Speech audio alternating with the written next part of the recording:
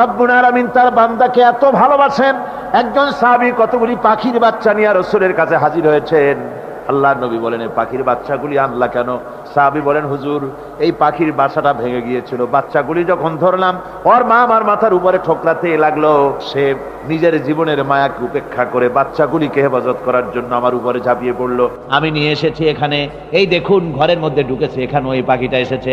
আমি রাসূলকে দেখাতে এলাম প্রাণী জগতে মায়ের সন্তানের প্রতি কত মায়া, সেটা দেখাতে এলাম। আল্লাহর নবী বলেন, ও সাহাবী, প্রাণী জগতে সন্তানের প্রতি মায়ের কতটুকু মহব্বত তুমি তাই আমাকে দেখাতে এসেছো।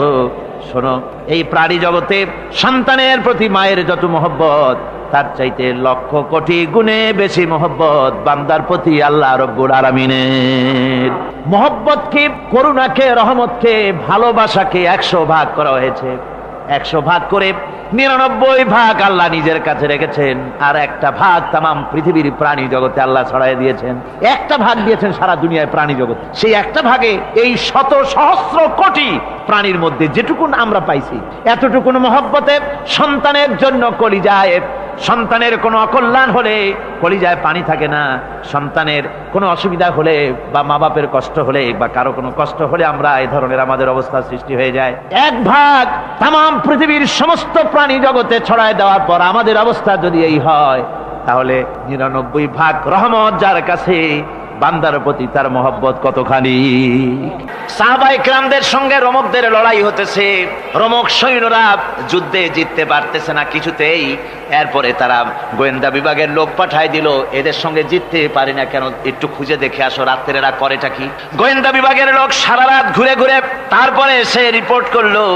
এরপরে এসে তাদের প্রধানের কাছে রিপোর্ট করলো, আমরা যার কাছে গিয়েছিলাম দেখে এলাম, হুম হুম বিল্লাইলি রাহবানুন ওয়া বিন্নাহারি ফুরসানুন, আমরা দেখে এলাম যাদেরকে দিনের বেলায় প্রচন্ড শক্তিশালী বীর যোদ্ধা রূপে যাকে যুদ্ধ করতে দেখেছি ময়দানে, রাতের বেলায় দেখলাম গিয়া একেবারে নিতান্ত ফকিরের মতো, কেউ তো সেজদায় পড়ে কাঁদতেছে, কেউ আবার তেলাওয়াত করতেছে, চোখ দিয়া পানি পড়তেছে, আবার কেউ নামাজ পড়তেছে, আবার কেউ হাত তুলে রেখেছে তাদের প্রভুর দরবারে, চোখের পানিতে তাদের চোখ বুক ভেসে যেতেছে। সারাটা রাত তেলাওয়াত আর সেজদা আর নামাজের মধ্যে তারা এভাবে কাটিয়ে দিয়েছে। সেনাপতি এই রিপোর্ট শোনার পরে বললেন, ও গোয়েন্দা বিভাগের লোকেরা, আমার রোমক সৈন্যরা শোনো, যে জাতির নৈতিক মান এত উচ্চে, ওই জাতির সঙ্গে যুদ্ধ করা মানে আমাদের আত্মহত্যা করার শামিল। এদের সাথে কিছুতেই আমাদের পক্ষে পারা সম্ভব না। হ্যাঁ, এদের সাথে পারা যাবে যদি এই সম্পর্ক নষ্ট করে দেওয়া যায়। আল্লাহর সাথে তাদের এই গভীর সম্পর্ক যেটা আছে, এই সম্পর্ক নষ্ট করে দিতে হবে, তাহলেই কেবলমাত্র সম্ভব হবে। এদের নৈতিক চরিত্র ধ্বংস করার জন্য প্রচেষ্টা চালাও, তাহলে হয়তো আমরা কামিয়াব হতে পারবো। আমার বন্ধুগণ, এই জন্য গভীর রাত্রে যারা ইমানদার ব্যক্তি, তাদের জন্য গভীর রাত্রে জাগার একটা ব্যবস্থা আল্লাহ পাক বলেছেন। ইমানদার ব্যক্তিদের জন্য এটা হলো 2 নম্বরের বৈশিষ্ট্য। ওয়াল্লাযীনা ইয়াকুলুনা রাব্বানা সরিফ আন্না আযাবা জাহান্নাম ইন্না আযাবাহা কানা গরামা।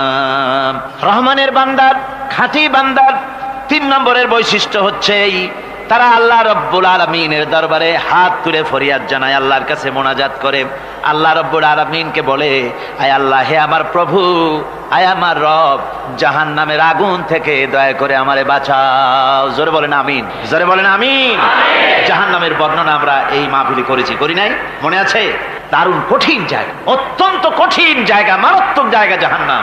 ওই জাহান্নামের জন্য আল্লাহর কাছে কাঁদতে হবে, মাপ চাইতে হবে জাহান্নাম থেকে। মুমিন ব্যক্তির 3 নম্বরের বৈশিষ্ট্যই তাই, সে বলবে, রব্বানা সরিফ আন্না আযাবা জাহান্নাম ইন্না আযাবাহা কানা গরামা। আয় আল্লাহ, তোমার জাহান্নামের শাস্তি থেকে তোমার কাছে মাপ চাই। আল্লাহ পাক বলেন, এই জাহান্নামের শাস্তি বড়ই প্রাণান্তকার হবে। ইন্নাহা সাআত মুস্তাকাররান ওয়া মুকামা। জাহান্নাম হচ্ছে অবস্থানের জন্য অত্যন্ত নিকৃষ্ট, খুবই খারাপ জায়গা এই জাহান্নাম। কিন্তু মুসলমানদের অবস্থাটা ভিন্ন। মুসলমানেরা নেক আমল করে, ইবাদত বন্দি করে, তা সত্ত্বেও তার কলিজা কাঁপতে থাকে। সুবহানাল্লাহ, তার কলিজা কাঁপতে থাকে যে আমি যে ইবাদত করছি এই ইবাদত আল্লাহর দরবারে মঞ্জুর হচ্ছে কিনা। এই জন্য তার মন কাঁদতে থাকে। সে আমলের উপর নির্ভর করে থাকে না, সে আল্লাহর দয়ার উপরে নির্ভর করে। কিসের উপরে নির্ভর করে? আল্লাহর দয়া, আল্লাহর রহমতের উপরে নির্ভর করে। আর সে আল্লাহর কাছে কাঁদতে থাকে, রব্বুল আলামিন তুমি দয়া করে মেহেরবানি করে আমার হিসাব নিও না, আমার হিসাব করে যদি বেহেশতে দাও তাহলে তো বেহেশতে যাইতে পারবো না। কিয়ামতের দিন আল্লাহ রব্বুল আলামিন কোন মানুষকে যদি হিসাবের জন্য ধরে ফেলেন তাহলে ওই বান্দার আর জাহান্নাম ছাড়া কোনো পথ নাই। এই জন্য আল্লাহ শিখায় দিয়েছেন, বান্দা দোয়া কর, ওয়া আদখিলনাল জান্নাতা বিগাইরি হিসাব, আয় আল্লাহ বিনা হিসাবে তোমার জান্নাত আমাকে দান করো। আবার হুজুর দোয়া করেছেন, আল্লাহুম্মা হাসিবনি হিসাবান ইয়াসীরা, আয় আল্লাহ তুমি আমার সহজ হিসাব নাও। পড়েন, আল্লাহুম্মা হাসিবনি হিসাবান ইয়াসীরা, হিসাবে ইয়াসির, সহজ হিসাব, আয় আল্লাহ তুমি আমার সহজ হিসাব নাও। এই হাদিসের ব্যাখ্যা এসেছে সহজ হিসাব কি? ব্যাখ্যা এসেছে সহজ হিসাবটা হচ্ছে আল্লাহ রাব্বুল আলামিন কিয়ামতের ময়দানে তার কোন বান্দাকে যদি রহমত করতে চান, কোন বান্দার প্রতি যদি দয়া করতে চান, কাউকে যদি ক্ষমা করতে চান, তাহলে আল্লাহ রাব্বুল আলামিন তাকে একটা পর্দার আড়ালে ডেকে নেবেন। একটি পর্দার আড়ালে রেখে নিয়ে আল্লাহ পাক জিজ্ঞেস করবেন, বান্দা তুই কি এই গুনাহগুলি করেছিলি নাকি, এইটা এই সব গুনাহ করেছিস নাকি? আল্লাহ জিজ্ঞেস করবেন বান্দাকে, অবস্থাটা কেমন হবে চিন্তা করেন, বান্দা এইগুলি করেছিস নাকি? বান্দা ভয়তে থরথর করে কাঁপতে থাকবে, কলিজা ভয়তে কাঁপতে থাকবে, অস্থির হয়ে যাবে। সে স্বীকার করবে, রব্বুল আলামিন তুমি যা বলেছো আমি সব অন্যায় আমার দ্বারা হয়েছে, আমি বুঝতে পারি নাই, আমাকে মাফ করে দাও। রব্বুল আলামিন বান্দাকে বলবেন, যা বান্দা আমি তোকে মাফ করে দিলাম, আমার জান্নাতে চলে যা। সুবহানাল্লাহ সুবহানাল্লাহ।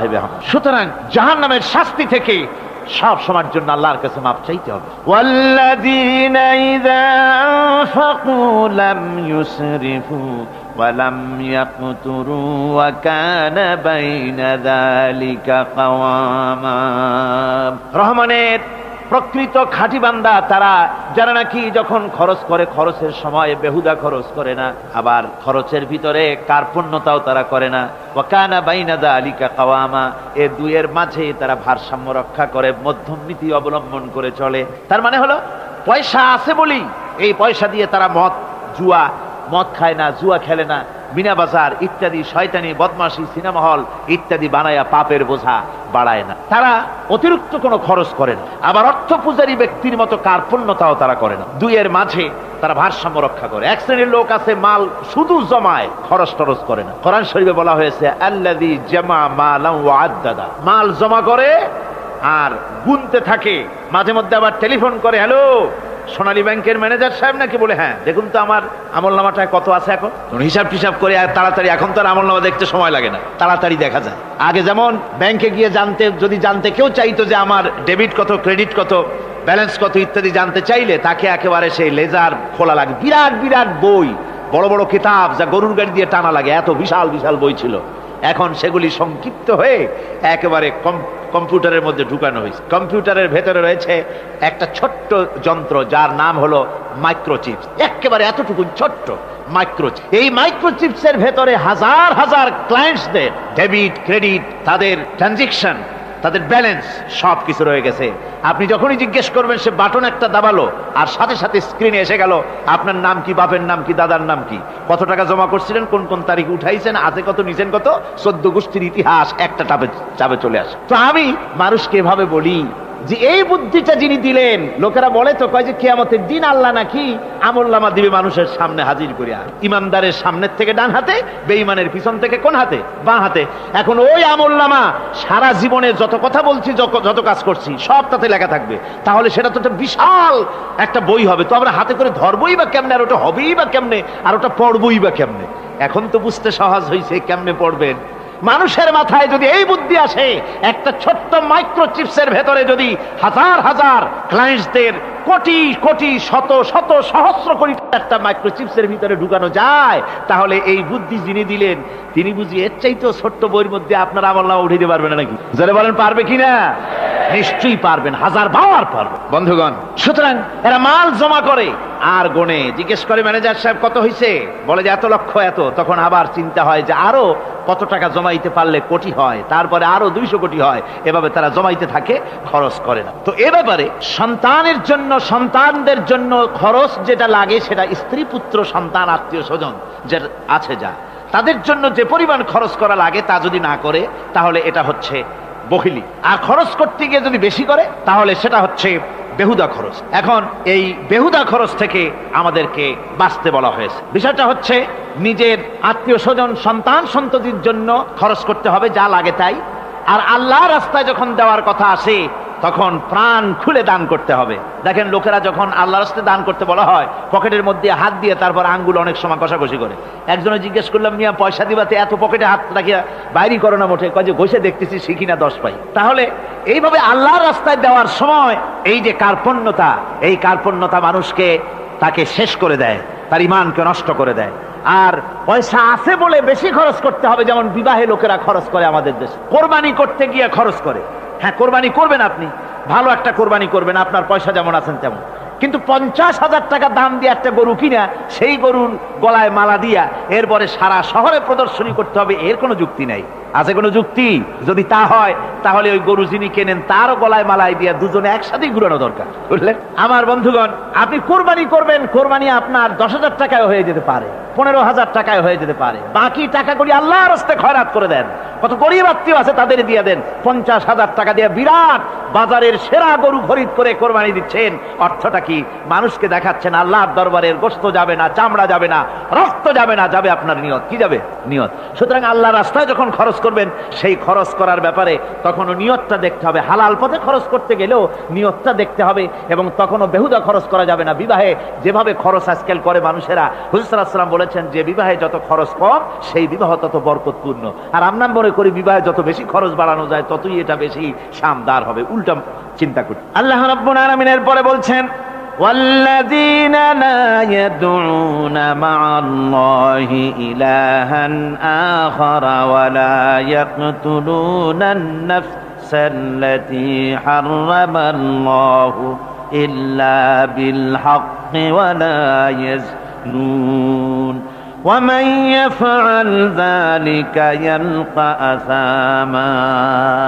আর রহমানের খাঁটি বান্দা যারা, তাদের 5 নম্বরের বৈশিষ্ট্য হচ্ছে যে তারা আল্লাহর সাথে, আল্লাহকে বাদ দিয়ে অন্য কাউকে ইলাহা বলে, মাবুদ বলে ডাকে না। এ ব্যাপারেও ব্যাখ্যা আমরা এই মাহফিলে দিয়েছি, মনে আছেন আপনাদের?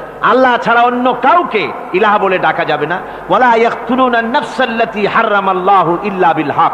আর আল্লাহ যে সমস্ত প্রাণকে, আর ওই লোকেরা যারা নাকি আল্লাহ ছাড়া, ইমান রহমানের বান্দা যারা, তারা একদিকে তো আল্লাহ ছাড়া অন্য কাউকে ডাকে না, মাবুদ বলে স্বীকার করে না, অন্যদিকে আল্লাহর হারাম করা প্রাণগুলিকে তারা ধ্বংস করে না। অর্থাৎ আল্লাহ যাদেরকে হত্যা করতে নিষেধ করেছেন, প্রাণীদেরকে হত্যা করতে, মানুষ হত্যা করতে নিষেধ করেছেন, আল্লাহর নিষেধ, আল্লাহ যেগুলি জায়েজ করেছেন সেগুলি বাদ দিয়ে হত্যা করা, এগুলি তারা করে না। ওয়ালা ইয়াজনুন, আর তারা জেনা ব্যভিচারেও লিপ্ত হয় না। এটা হচ্ছে যে এই সমস্ত লোকগুলি তারা গুনাহ থেকে মুক্ত থাকতে চেষ্টা করে। তারা আল্লাহ ছাড়া আর কাউকে রব বলে ডাকে না, ইলাহ বলে ডাকে না, মাবুদ বলে ডাকে না। হযরত ইবনে মাসউদ রাদিয়াল্লাহু তাআলা আনহু বলেছেন, তিনি রাসূল পাক সাল্লাল্লাহু আলাইহি ওয়াসাল্লামের কাছে জিজ্ঞেস করেছিলেন, হে রাসূল, সবচাইতে বড় গুনাহ কি? হুজুর বলেছেন সবচাইতে বড় গুনাহ 3টা। সবচেয়ে বড় গুনাহটা কয়টা? রাসূল পাক সাল্লাল্লাহু আলাইহি ওয়াসাল্লাম বলেছেন সবচাইতে বড় গুনাহ হচ্ছে 3টি। একটি হচ্ছে, তুমি যদি কাউকে আল্লাহর সমতুল্য প্রতিদ্বন্দ্বী বানিয়ে যদি তার কাছে কিছু চাও, তাহলে এটা সবচেয়ে বড় গুনাহ। সন্তান দিতে পারেন আল্লাহ, তোমাকে রোগমুক্ত করতে পারেন আল্লাহ, আল্লাহ যা করতে পারেন এই সব বিষয়গুলি যদি মানুষের কাছে চাও, তাহলে তুমি আল্লাহর জায়গায় তাকে বসালে, এটা সবচেয়ে বড় গুনাহ। আর 2 নম্বরের গুনাহ হচ্ছে, নিজের সন্তান তোমার খাবার খাবে, তোমার খাবারে সন্তান ভাগ বসাবে, এই ভয়তে সন্তানকে হত্যা করা, এটাও বিরাট পাপ। আর 3 নম্বরে হচ্ছে প্রতিবেশীর স্ত্রীর সঙ্গে জেনা করা, এটা হলো আরেকটি। মোট 3টি গুনাহ বলেছেন রাসূলুল্লাহ, সবচাইতে মারাত্মক গুনাহ। তার মধ্যে এই গুনাহগুলি তো আমাদের সমাজে চালু আছেই। একদিকে সমাজের ভেতরে রয়েছে আল্লাহ ছাড়া মানুষের কাছে, মাজারের কাছে গিয়া, কবরের কাছে গিয়া, কবরওয়ালার কাছে চাওয়ার এই রেওয়াজ চালু আছে। এই রেওয়াজ কি চট্টগ্রামে কমেছে না বেড়েছে? কমেছে। জোরে কোন আলহামদুলিল্লাহ। কমে গিয়েছে, আগের তুলনায় বহুত কমেছে। যারা এই মাজারকে নিয়ে ব্যবসা করে তারা অনেকে বলেছেন যে আমাদের ইনকাম আগে যা ছিল তার থেকে 4 আনায় নেমে গিয়েছে, 12 আনাই শেষ। জোরে কোন আলহামদুলিল্লাহ। জোরে বলেন আলহামদুলিল্লাহ। এই মাজার পূজা থেকে বাঁচতে হবে। 2 নম্বরে রয়েছে, সমাজের ভিতরে চালু আছে এই যে সন্তান হত্যা করা, এই হত্যা করার এক রেওয়াজ চালু আছে। এরপরে রয়েছে এমনি মানুষকে হত্যা করা। কলেজ ইউনিভার্সিটিতে যেভাবে মানুষ হত্যা করা হচ্ছে, এরা জানে না নিজের আদর্শকে প্রতিষ্ঠার জন্য আন্দাজ এবং অনুমানের উপরে ভিত্তি করে জেদ করে মানুষকে হত্যা করছে। কি বলেন, করে না?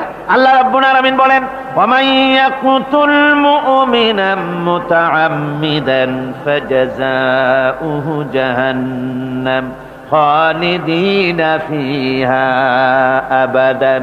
আল্লাহ রাব্বুল আলামিন বলেন, মুমিন বান্দা কি কেউ যদি ইচ্ছে করে কাউকে হত্যা করে তাহলে তার জায়গা হবে জাহান্নাম, তার আর কোনো শাস্তি নাই, একমাত্র জাহান্নামই হবে তার শাস্তি, চিরকাল জাহান্নামের ভিতরে থাকতে হবে। জোরে বলেন নাউজুবিল্লাহ। আজকে কলেজের মধ্যে, ইউনিভার্সিটিতে অনবরত আমরা হত্যাকাণ্ডের খবর শুনতে পাচ্ছি, সমানে হত্যা হচ্ছে। এই যে সন্ত্রাস এবং হত্যা যা হচ্ছে কলেজ ইউনিভার্সিটিতে, আপনারা আমাকে বলেন অনুরূপ হারে মাদ্রাসায় এই ধরনের সন্ত্রাস হচ্ছে? এত আস্তে জবাব দিলেন তাহলে বোধহয় হচ্ছে দেশে। মাদ্রাসায় সন্ত্রাসের কারণে কোন টাইটেল মাদ্রাসা, ফাজেল মাদ্রাসা সন্ত্রাসের কারণে বন্ধ হয়েছে এমন কোন নজির আপনারা পেয়েছেন? পান নাই। কেন পান? কলেজ বন্ধ হচ্ছে, ইউনিভার্সিটি বন্ধ হচ্ছে সন্ত্রাসের কারণে, মাদ্রাসা বন্ধ হয় না কেন? তার কারণ হচ্ছে কলেজ ইউনিভার্সিটিতে কোরআন পড়ানো হয় না, হাদিস পড়ানো হয় না, তাই তারা হত্যা করলে কি পাপ হয় তাও জানে না। হত্যা পাপ, হত্যার পাপ তো দূরের কথা, মানুষ কোরআন শুনতে আসে, কোরআন শুনতে আসাটাও তাদের বরদাস্ত হয় না। আমি জানতে পারলাম, এ মাহফিল আসার সময় জানতে পেরেছি, চট্টগ্রাম বিশ্ববিদ্যালয়ের কাছে থেকে শ্রোতৃমণ্ডলী মাহফিলের শ্রোতারা বাসে যখন আসতেছিল, সেখানকার কিছু সংখ্যক ছেলেরা ইট পাটকেল মেরেছে বাসের উপরে, বহুত লোক সেখানে আহত তারা করেছে। নাউজুবিল্লাহি মিন যালিক। কি শিক্ষা দেওয়া হচ্ছে সেখানে? কিন্তু মাদ্রাসায় তো হচ্ছে না। কেন হয় না? তার কারণ হচ্ছে মাদ্রাসাগুলিতে কোরআনে কারীম পড়ানো হয়, রাসূলুল্লাহর হাদিস পড়ানো হয়, সেখানে জানানো হয়, এই কথাগুলি পড়ানো হয়। যদি কেউ কাউকে হত্যা করে জাহান্নাম ছাড়া কোনো জায়গা থাকবে না, চিরকাল জাহান্নামে থাকতে হবে, এই ভয়তে ওরা হত্যার ভিতরে যায় না। এই জীবন জীবন নয়, পরকাল আছে, কিয়ামতের দিন আল্লাহর দরবারে দাঁড়ায়া জীবনের সবকিছুর হিসাব দিতে হবে।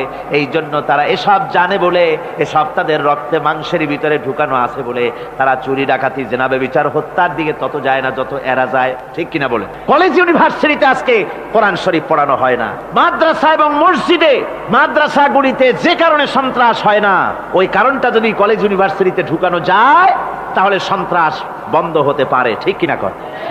আমার ভাইরা, আজ বাংলাদেশে যে কয়টা ইউনিভার্সিটি আর যতগুলি কলেজ আছে, এদেশের সাধারণ মানুষের রক্তার্জিত পয়সা দিয়েই এই কলেজ ইউনিভার্সিটি চালানো হয়, কিন্তু সেখানে কোরআন শরীফের তাফসীর পড়ানো হয় না, হাদিস শরীফ পড়ানো হয় না। হয় সব পড়ানো হয়, কিন্তু কোরআনে কারীমের তাফসীর পড়ানো হয় না, হাদিস শরীফ পড়ানো হয় না। যদি ওই কলেজ ইউনিভার্সিটির ছাত্রগুলিকে কোরআন শরীফ পড়ানো হতো, কোরআনের তাফসীর পড়ানো হতো, কলেজ ইউনিভার্সিটিতে হাদিস শরীফ যদি পড়ানো হতো, ইসলামের অর্থনীতি সমাজনীতি যদি পড়ানো হতো, তাহলে কলেজ আর ইউনিভার্সিটি গোটা জাতিকে মাস্তান আর গুন্ডা উপহার দিত না, খালিদ বিন ওলীদের মতো মুজাহিদ উপহার দিত। জোরে বলেন সুবহানাল্লাহ। আজকে গোটা জাতির চিন্তা চেতনা ধারণার বহির্ভূত সেখান থেকে সন্তান আমরা পাচ্ছি। আজকে সেখানে ছেলে পাঠাচ্ছে বাপ, ছেলে পাঠাচ্ছে, ছেলে লেখাপড়া করে সেখান থেকে ভালোভাবে পাশ করে আসবে, চাকরি বাকরি করবে, মা বাপের সুখের কারণ হবে। কিন্তু দেখা যায় কিছুদিন পর সেখান থেকে চলে আসে সন্তান লাশ হয়ে বাপের ঘরে ফিরে এলো। কি শিক্ষা হচ্ছে? এই শিক্ষা ব্যবস্থার আমূল পরিবর্তন হওয়া দরকার। আপনারা অবাক হবেন, শিক্ষা ব্যবস্থার পরিবর্তন হওয়া দূরের কথা, কোরআন হাদিস কলেজ ইউনিভার্সিটিতে পড়ানো তো দূরের কথা, নামাজের জন্য কোনো তাগিদ নাই। কোন কলেজে কোন ইউনিভার্সিটিতে এরকমের তাগিদ আছে যে যারা মুসলমান ছাত্র জোহরের আযান হয়ে যাবে সব ছাত্র শিক্ষককে বাই হুক এন্ড ক্রুক মসজিদে যেতে হবে, 5 ওয়াক্ত নামাজ বা জামাত আদায় করতে হবে, এমন হুকুম আছে? আছে। এরপরেও ছেলেরা যে যতটুকুন ভালো আছে, ও তো বাস ভাঙছে ইউনিভার্সিটির সামনে পাইয়া, ওরা লাঠি ঝাঙ্গা নিয়ে যে দূর আসে না, এই তো কপাল। কথা বুঝতে পেরেছেন? ওদের তো কিছু শিখানো হয় না, কিচ্ছু, অর্থাৎ চরিত্র সৃষ্টি তাদের করানো হয় না। নামাজের তাগিদ নাই, রোজার তাগিদ নাই, ও যেন একটা আলাদা জগৎ। যুবতী মেয়ে, যুবতী ছেলে, যুবক ছেলে পড়াশোনা করে কো এডুকেশন, সহশিক্ষায়, একসাথে যুবক পুরুষ আর যুবতী মহিলা একসাথে ওঠা বসা করছে, একসাথে পিকনিক করতে কোথায় হারায় যাচ্ছে, কি করতেছে না করতেছে দেখারও কেউ নাই। জোরে কর নাউজুবিল্লাহ। আজ তাই এক কথায় ইউনিভার্সিটিকে এদেশের একজন কবি বলেছিলেন ডাকাতদের গ্রাম। এখন শুধু ডাকাত না, মানে ডাকাতদের একেবারে আড্ডাখানা হয়ে গিয়েছে, অস্ত্রবাজির আড্ডাখানা হয়ে গিয়েছে। তাদের চরিত্র নষ্ট করার জন্য, ইসলামের থেকে তাদের মনকে ফিরিয়ে দেওয়ার জন্য বইপত্রের অভাব নাই, কোরআন হাদিসের অভাব আছে সেখানে, কিন্তু তাদের মন মগজ ইসলাম থেকে যেন ফিরে যায় এজন্য তাদেরকে বইপত্র দেওয়া হয়। যেমন সেই যুগের নাম করা কবি ছিল ইমরাউল কায়েস, খুব নাম করা কবি ছিল। তার কবিতার বই সাবায়ে মুআল্লাকা আজও পর্যন্ত মাদ্রাসা শিক্ষার, উচ্চ শিক্ষায় এবং ইউনিভার্সিটি শিক্ষায়, সেখানে আধুনিক শিক্ষার উচ্চ শিক্ষায় সেখানে এ বই এখনো পড়ানো হয়। এই বইটির লেখক অর্থাৎ নাম করা কবির ছিল অনেকগুলি শত্রু। একদিন তার প্রাণের শত্রু তাকে ঘিরে ফেলেছে মরুভূমির ভেতরে, বলছে, তারা দুজন ছিল সংখ্যায়, বলল যে তোমাকে আমরা হত্যা করব। ইমরাউল কায়েস যখন দেখলো যে এদের হাত থেকে বাঁচার কোনো পথ নাই, তখন সে বলল, দেখো তোমরা তো আমাকে মারবে, কিন্তু একটা কথা আমি তোমাদেরকে বলি, আমাকে মারার পরে আমার দুটো মেয়ে আছে, মেয়ে দুটিকে একটি খবর পৌঁছে দেবে। কি খবর? বলে আমাকে মৃত্যু মারার পর আমার বাড়ি গিয়ে মেয়ে দুটিকে গিয়ে বলবে, ইয়া বানাতি ইমরাউল কায়েস ইন্না আবাকুমা। বাস এই কথাটুকুন বলে দেবে। তো যারা হত্যা করবে তারা চিন্তা করলো যে এই কথার দ্বারা তো আমরা হত্যা করেছি, তা তো প্রমাণিত হবে না, সুতরাং মারতে অসুবিধাটা কি। তারা মেরে ফেললো। মারার পরে মরুভূমির ভিতরে তাকে গেড়ে দিয়ে এরপরে এই দুইজন লোক ওয়াদা পালন করার জন্য ইমরাউল কায়েসের বাড়ি গেছে। বাড়ি গিয়ে বলছে মেয়ে দুটোকে ডেকে যে, হে মেয়েরা, তোমাদের পিতার সঙ্গে মরুভূমিতে আমাদের দেখা হলো, তারপরে তোমার পিতা আমাকে তোমাদেরকে একটা কথা বলতে বলেছেন, সেটা হলো এই, ইয়া বানাতি ইমরাউল কায়েস ইন্না আবাকুমা। শোনা মাত্রই মেয়ে দুটি চিৎকার করে কেঁদে উঠেছে। তাদের চিৎকার শুনে আশেপাশের লোকেরা এসে জিজ্ঞেস করলো, তোমরা কাঁদছো কেন? কয় যে এই দুটি লোক আমার পিতাকে হত্যা করেছে। কয় কি করে বুঝলে? কয় এই যে এদের কাছে আমার আব্বা একটা খবর পাঠাইছেন, খবরটা হলো ইয়া বানাতি ইমরাউল কায়েসিন নাম আবাকুমা। ওরা বলছে এতে ওরা হত্যা করেছে, তা কি করে বোঝা গেল? এর অর্থ তো হচ্ছে যে হে ইমরাউল কায়েসের মেয়েরা, নিশ্চয়ই তোমার পিতা, তো নিশ্চয়ই তোমার পিতা কি খায় না ঘুমায় না বিদেশে গেছে, কি করে বোঝা গেল যে সে নিহত হয়েছে? মেয়ে দুটি বলছে, দেখো আমার পিতা যে কবিতার পংক্তি বলেছেন এর দ্বিতীয় লাইন আমরা জানি কি হবে, ইয়া বানাতি ইমরাউল কায়েস ইন্না আবাকুমা, এর দ্বিতীয় লাইন হবে কাদ কুতিলা ওয়া কাতিলুহু লাদাকুমা। এর দ্বিতীয় লাইন হবে নিশ্চয়ই তোমার পিতা নিহত আর হত্যাকারীরা দুজনই তোমাদের সম্মুখে উপস্থিত। এখন আপনারা চিন্তা করেন যে মহিলারা পর্যন্ত সেই যুগে কতখানি বুদ্ধিমতী, কতখানি তারা বুৎপত্তি সম্পন্না ছিল সেই যুগের মহিলারা পর্যন্ত, পুরুষ তো দূরের কথা। তো জ্ঞান বুদ্ধি সবই ছিল, সব থাকা সত্ত্বেও এই যে তারা চুরি করত, ডাকাতি করত, জিনা করত, ব্যভিচার করত একটি জিনিসের অভাবে। কয়টি জিনিসের অভাবে? সেই জিনিসটা হচ্ছে ওদের কাছে ওহির জ্ঞান ছিল না। ওহির জ্ঞান না থাকার কারণে ওদের এই চরম দুরবস্থা হয়েছিল। আর রাসূল পাক সাল্লাল্লাহু আলাইহি ওয়াসাল্লাম ওহির জ্ঞান দিয়ে ওই জাতিকে গোটা পৃথিবীর মধ্যে শ্রেষ্ঠ জাতিতে পরিণত করে দিয়েছিলেন। আজকে আমাদের দেশের শিক্ষা ব্যবস্থায় ওই ওহির জ্ঞান নাই, যার ফলে আমাদের দেশে ছেলেরা শিক্ষিত হয় কিন্তু সেই যুগের লোকেদের মতো হতে পারছে না, কলেজ এবং ইউনিভার্সিটি ওই ধরনের লোক তৈরি করতে পারছে না। আমার বন্ধুগণ, সে যুগের থেকে আমরা উন্নতি অনেক করেছি, উন্নতি বিশেষ বিশেষ ক্ষেত্রে এই করেছি। সে যুগের লোকেরা, তারা যারা চোর ছিল, চুরি করত, তারা লেখাপড়া জানতো না।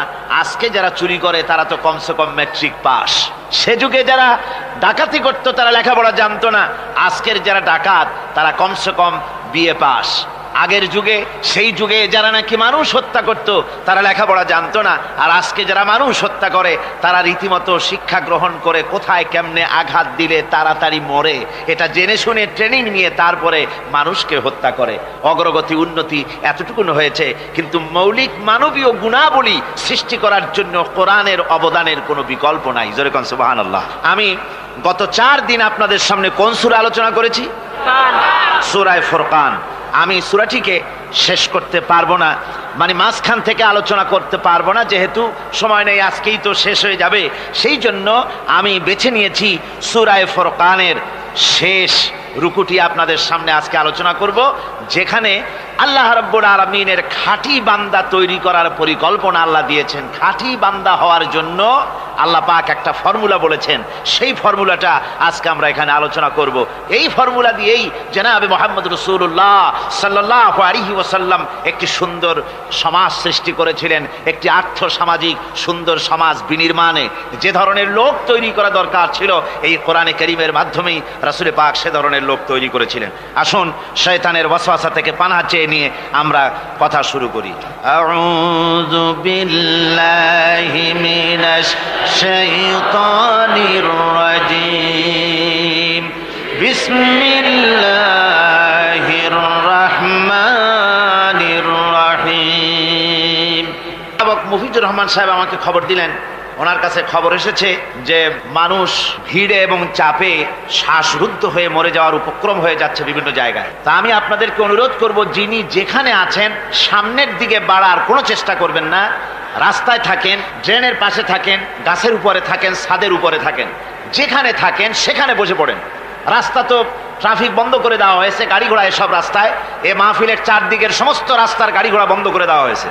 ফলে আপনারা রাস্তার উপরে বসে পড়েন, দাঁড়িয়ে থাকবেন না। দাঁড়াতে গেলেই মানুষের চাপে হেলাদোলা করবেন, পড়ে যাবেন, হাত পা ভেঙে যাওয়ার প্রাণান্তকার দশা হওয়ার সম্ভাবনা হবে। সুতরাং আমি সকলকে অনুরোধ করছি, মেহেরবানি করে কোরআনের সম্মানে, এ মাহফিলের সম্মানে আপনারা যার যার জায়গায় বসে পড়েন। কেউ দাঁড়িয়ে থাকবেন না, আর মোটেই চাপাচাপি করবেন না, কেউ কথা বলবেন না, আর দাঁড়াবেনও না। শয়তানের ওয়াসওয়াসা থেকে পানাহ চেয়ে পরম করুণাময় আল্লাহ রাব্বুল আলামিনের নামে শুরু করছি। তাবারাকাল্লাযী জাআলা ফিস সামাই বুরুজাও ওয়া জাআলা ফিহা সিরাজাও ওয়া কামারাম মুনীরা ওয়া হুয়াল্লাযী জাআলাল লাইলা ওয়ান নাহারা খিলফাতান লিমান আরাদা আন ইয়াযাক্কার আও আরাদা শুকুরা। সাদাকাল্লাহুল আযীম। অতীব বরকতশালী সেই মহান সত্তা, যিনি আকাশ সমূহকে বুর্জ সমূহ দিয়ে যিনি সংস্থাপন করেছেন, বুর্জ স্থাপন করেছেন এবং তাতে একটি প্রদীপ স্থাপন করেছেন, আর আলোকমণ্ডিত এক উজ্জ্বল চাঁদ স্থাপন করেছেন। ওয়াহুয়াল্লাযী জাআলাল লাইলা ওয়ান নাহারা খিলফা।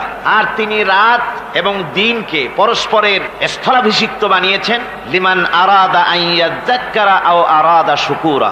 তাদের জন্য যারা এর থেকে উপদেশ অর্জন করতে চায়, জ্ঞান লাভ করতে চায় এবং শুকর আদায় করতে চায়। শুকর আদায়কারীর জন্য, জ্ঞান অন্বেষণকারীদের জন্য আল্লাহ পাক এগুলি করেছেন। এখানে বুর্জ শব্দের অর্থ হচ্ছে প্রাসাদ বা সুদৃঢ় স্থাপত্য। প্রাচীন খগোল বিজ্ঞানে বুর্জ বলা হতো সেই 12টি কক্ষপথকে। কোন মুফাসসির এই বুর্জকে বলেছেন গ্রহকে বুর্জ হিসাবে তারা ব্যাখ্যা করেছেন। আসলে আল্লাহ রাব্বুল আলামিন তিনি মহাশূন্যকে যে কিভাবে সজ্জিত করেছেন, কত সুন্দরভাবে করেছেন, তার ব্যাখ্যা কোরআনে কারীমের বিভিন্ন জায়গায় এসেছে।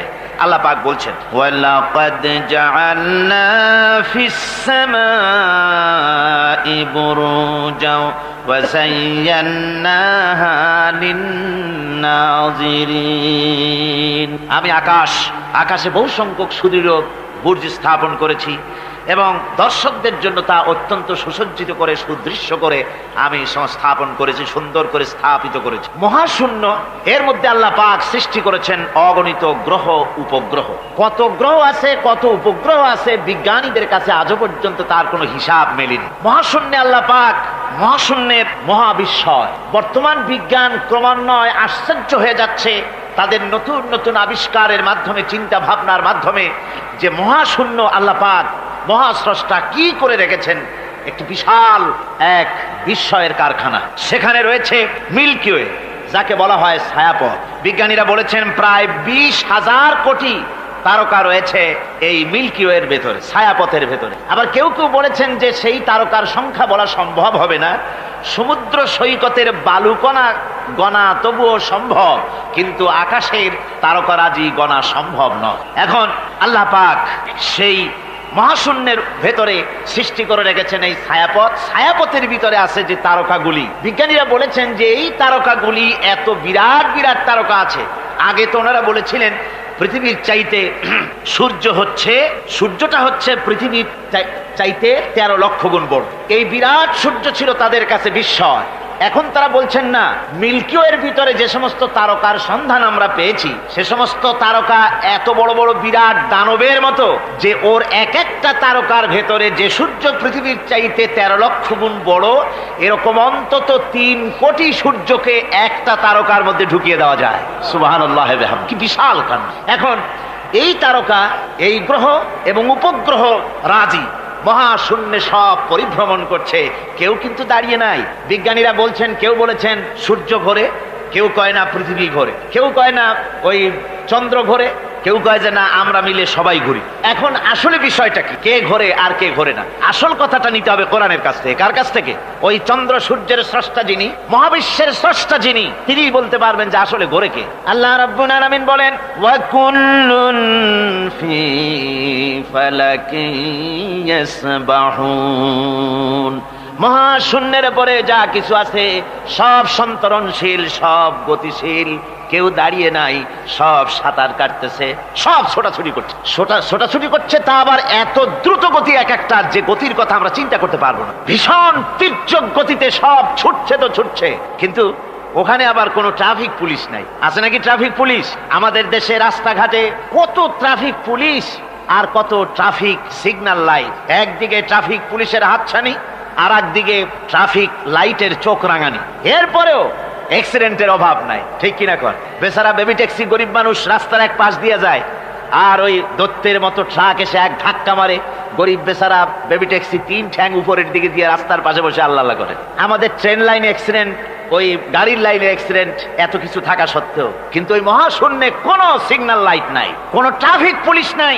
এই বিশাল চাঁদ, এই বিশাল সূর্য, এবং সূর্যকে গিলে খেতে পারে, কোটি কোটি সূর্য গিলে খেতে পারে এমন তারকা, অথচ অ্যাক্সিডেন্ট নেই। আছে অ্যাক্সিডেন্ট? আল্লাহ রাব্বুল আলামিন এখানে মহাশক্তিশালী অদৃশ্য সীমারেখা সৃষ্টি করেছেন। কোরআনে কারীমে রাব্বুল আলামিন বলেন, লাশ-শামসু ইয়ামবাগি লাহা আন তুদরিকাল কামারা ওয়ালাল লাইলু সাবিকুন নাহার ওয়া কুল্লুন ফি ফালাকিন ইয়াসবাহুন। প্রবল জ্ঞানী হইবে যাহারা, আপন মনেতে বুঝিবে তাহারা, রাত্রি পারে না আগে যাইবার, দিনের স্থান করি অধিকার। চন্দ্র বাঁধে না সূর্যের গায়েতে, সূর্য পারে না চন্দ্রকে ধরিতে, যার যে স্থান বহল রাখিয়া ভ্রমণ করিছে খোদাকে ডরিয়া। সুবহানাল্লাহি ওয়া বিহামদিহি ইলা আজালিম মুসাম্মা। একটা নির্দিষ্ট সময় সীমা পর্যন্ত আপন আপন কক্ষপথে সব ছুটবে আর ছুটবে, কারো সঙ্গে কারো সংঘর্ষ হবে না। যেরকম সুবহানাল্লাহ। এরপরে ওই মহাশূন্যে অসংখ্য তারকারাজি আল্লাহ সৃষ্টি করে রেখেছেন। এত সুন্দর সুন্দর তারকা আল্লাহ বানিয়েছেন। আল্লাহ রাব্বুল আলামিন বলেন, ওয়ালাকাদ যায়্যানাস সামাআদ দুনিয়া বিমাসাবিহা ওয়া জাআলনাহা রুজুমান লিশ-শায়াতিন। এই দুনিয়ার আকাশখানিকে তারকা প্রদীপ দিয়া সাজায় রেখেছি মনের মতন, দেখো তুমি তাকাইয়া, কি সুন্দর করে তারকাগুলি বানিয়ে রাখলাম, তাকিয়ে দেখো। বিজ্ঞানীরা বলেছেন এমন এমন অনেক তারকা আছে যা আমরা চোখে দেখি না, খালি চোখে ধরা পড়ে না। ওই তারকা এত ঊর্ধ্বে, ওই তারকা যেদিন তৈরি করা হয়েছে সেদিন থেকে নিয়ে আজ পর্যন্ত ওই তারকাগুলির আলো পৃথিবীর মাটি স্পর্শ করে নাই। সুবহানাল্লাহ। অথচ আলোর গতি হচ্ছে প্রতি সেকেন্ডে 1,86,000 মাইল। এই এর সেকেন্ড এক, আপনার একে বলা হয় লাইট ইয়ার, আলোক বর্ষ। এই হিসাবের সেকেন্ড, এই হিসাবের মিনিট, এই হিসাবের সপ্তাহ, মাস এবং বর্ষ, এরকম অসংখ্য লাইট ইয়ার, আলোক বর্ষ চলে গিয়েছে, আজও পর্যন্ত সেই তারকার আলো পৃথিবীর মাটি স্পর্শ করে নাই। তাহলে সেই তারকা কোথায়? সুবহানাল্লাহ পড়ে। যারা একটু আল্লাহরে গাইল দিতে পারে, একটু আল্লাহ এবং ইসলামকে অস্বীকার করতে পারে, তারা আবার হিরো হয়ে যায়। দেখছেন না অবস্থা? হিরো হয়ে যায়। ওরা বলে আল্লাহ নাই, আকাশ দেখে বলে যে মহাকাশ, আসলে তো মহাকাশ না, ওটা অনেক দূরে, তাই নীলা নীলা দেখা যায়, অন্ধকার অন্ধকার, ওরকম নীল রঙের দেখা যায়, আসলে আকাশ বলতেও কিছু নাই। এরপরে ইউরি গ্যাগারিন, যিনি প্রথম মহাশূন্য পরিভ্রমণ করেছিলেন, তিনি মহাশূন্য পরিভ্রমণ করে ফিরে এসে বলেছিলেন, মহাশূন্য পরিভ্রমণ করে ফিরে এলাম। মুসলমানেরা যাকে আল্লাহ বলে, খ্রিস্টানেরা যাকে গড বলে, আল্লাহ আর খ্রিস্টান সেই গডের অস্তিত্ব লক্ষ লক্ষ মাইলের কোথাও দেখি নাই, পাই নাই। আমি বলি, বেকুব, আল্লাহরে তুমি দেখবা? তুমি তো তোমার নিজের শরীরও দেখো না। তোমার মাথাটার পেছনটা দেখতে কেমন, তোমার পিঠটা দেখতে কেমন, তোমার বডির একদম পেছনের অংশটা দেখতে কেমন, তা কি জিন্দিগিতে আয়না ছাড়া দেখতে পেরেছো কোনোদিন? নিজের শরীরই দেখতে পাও না, আর শরীরের স্রষ্টা মহান আল্লাহকে দেখতে চাও, দারুণ দুঃসাহস পোষণ করতেছ। আল্লাহ পাকের ওই মহান সৃষ্টি, এই বিশাল সৃষ্টির তুলনায় আমাদের অবস্থান কোথায়?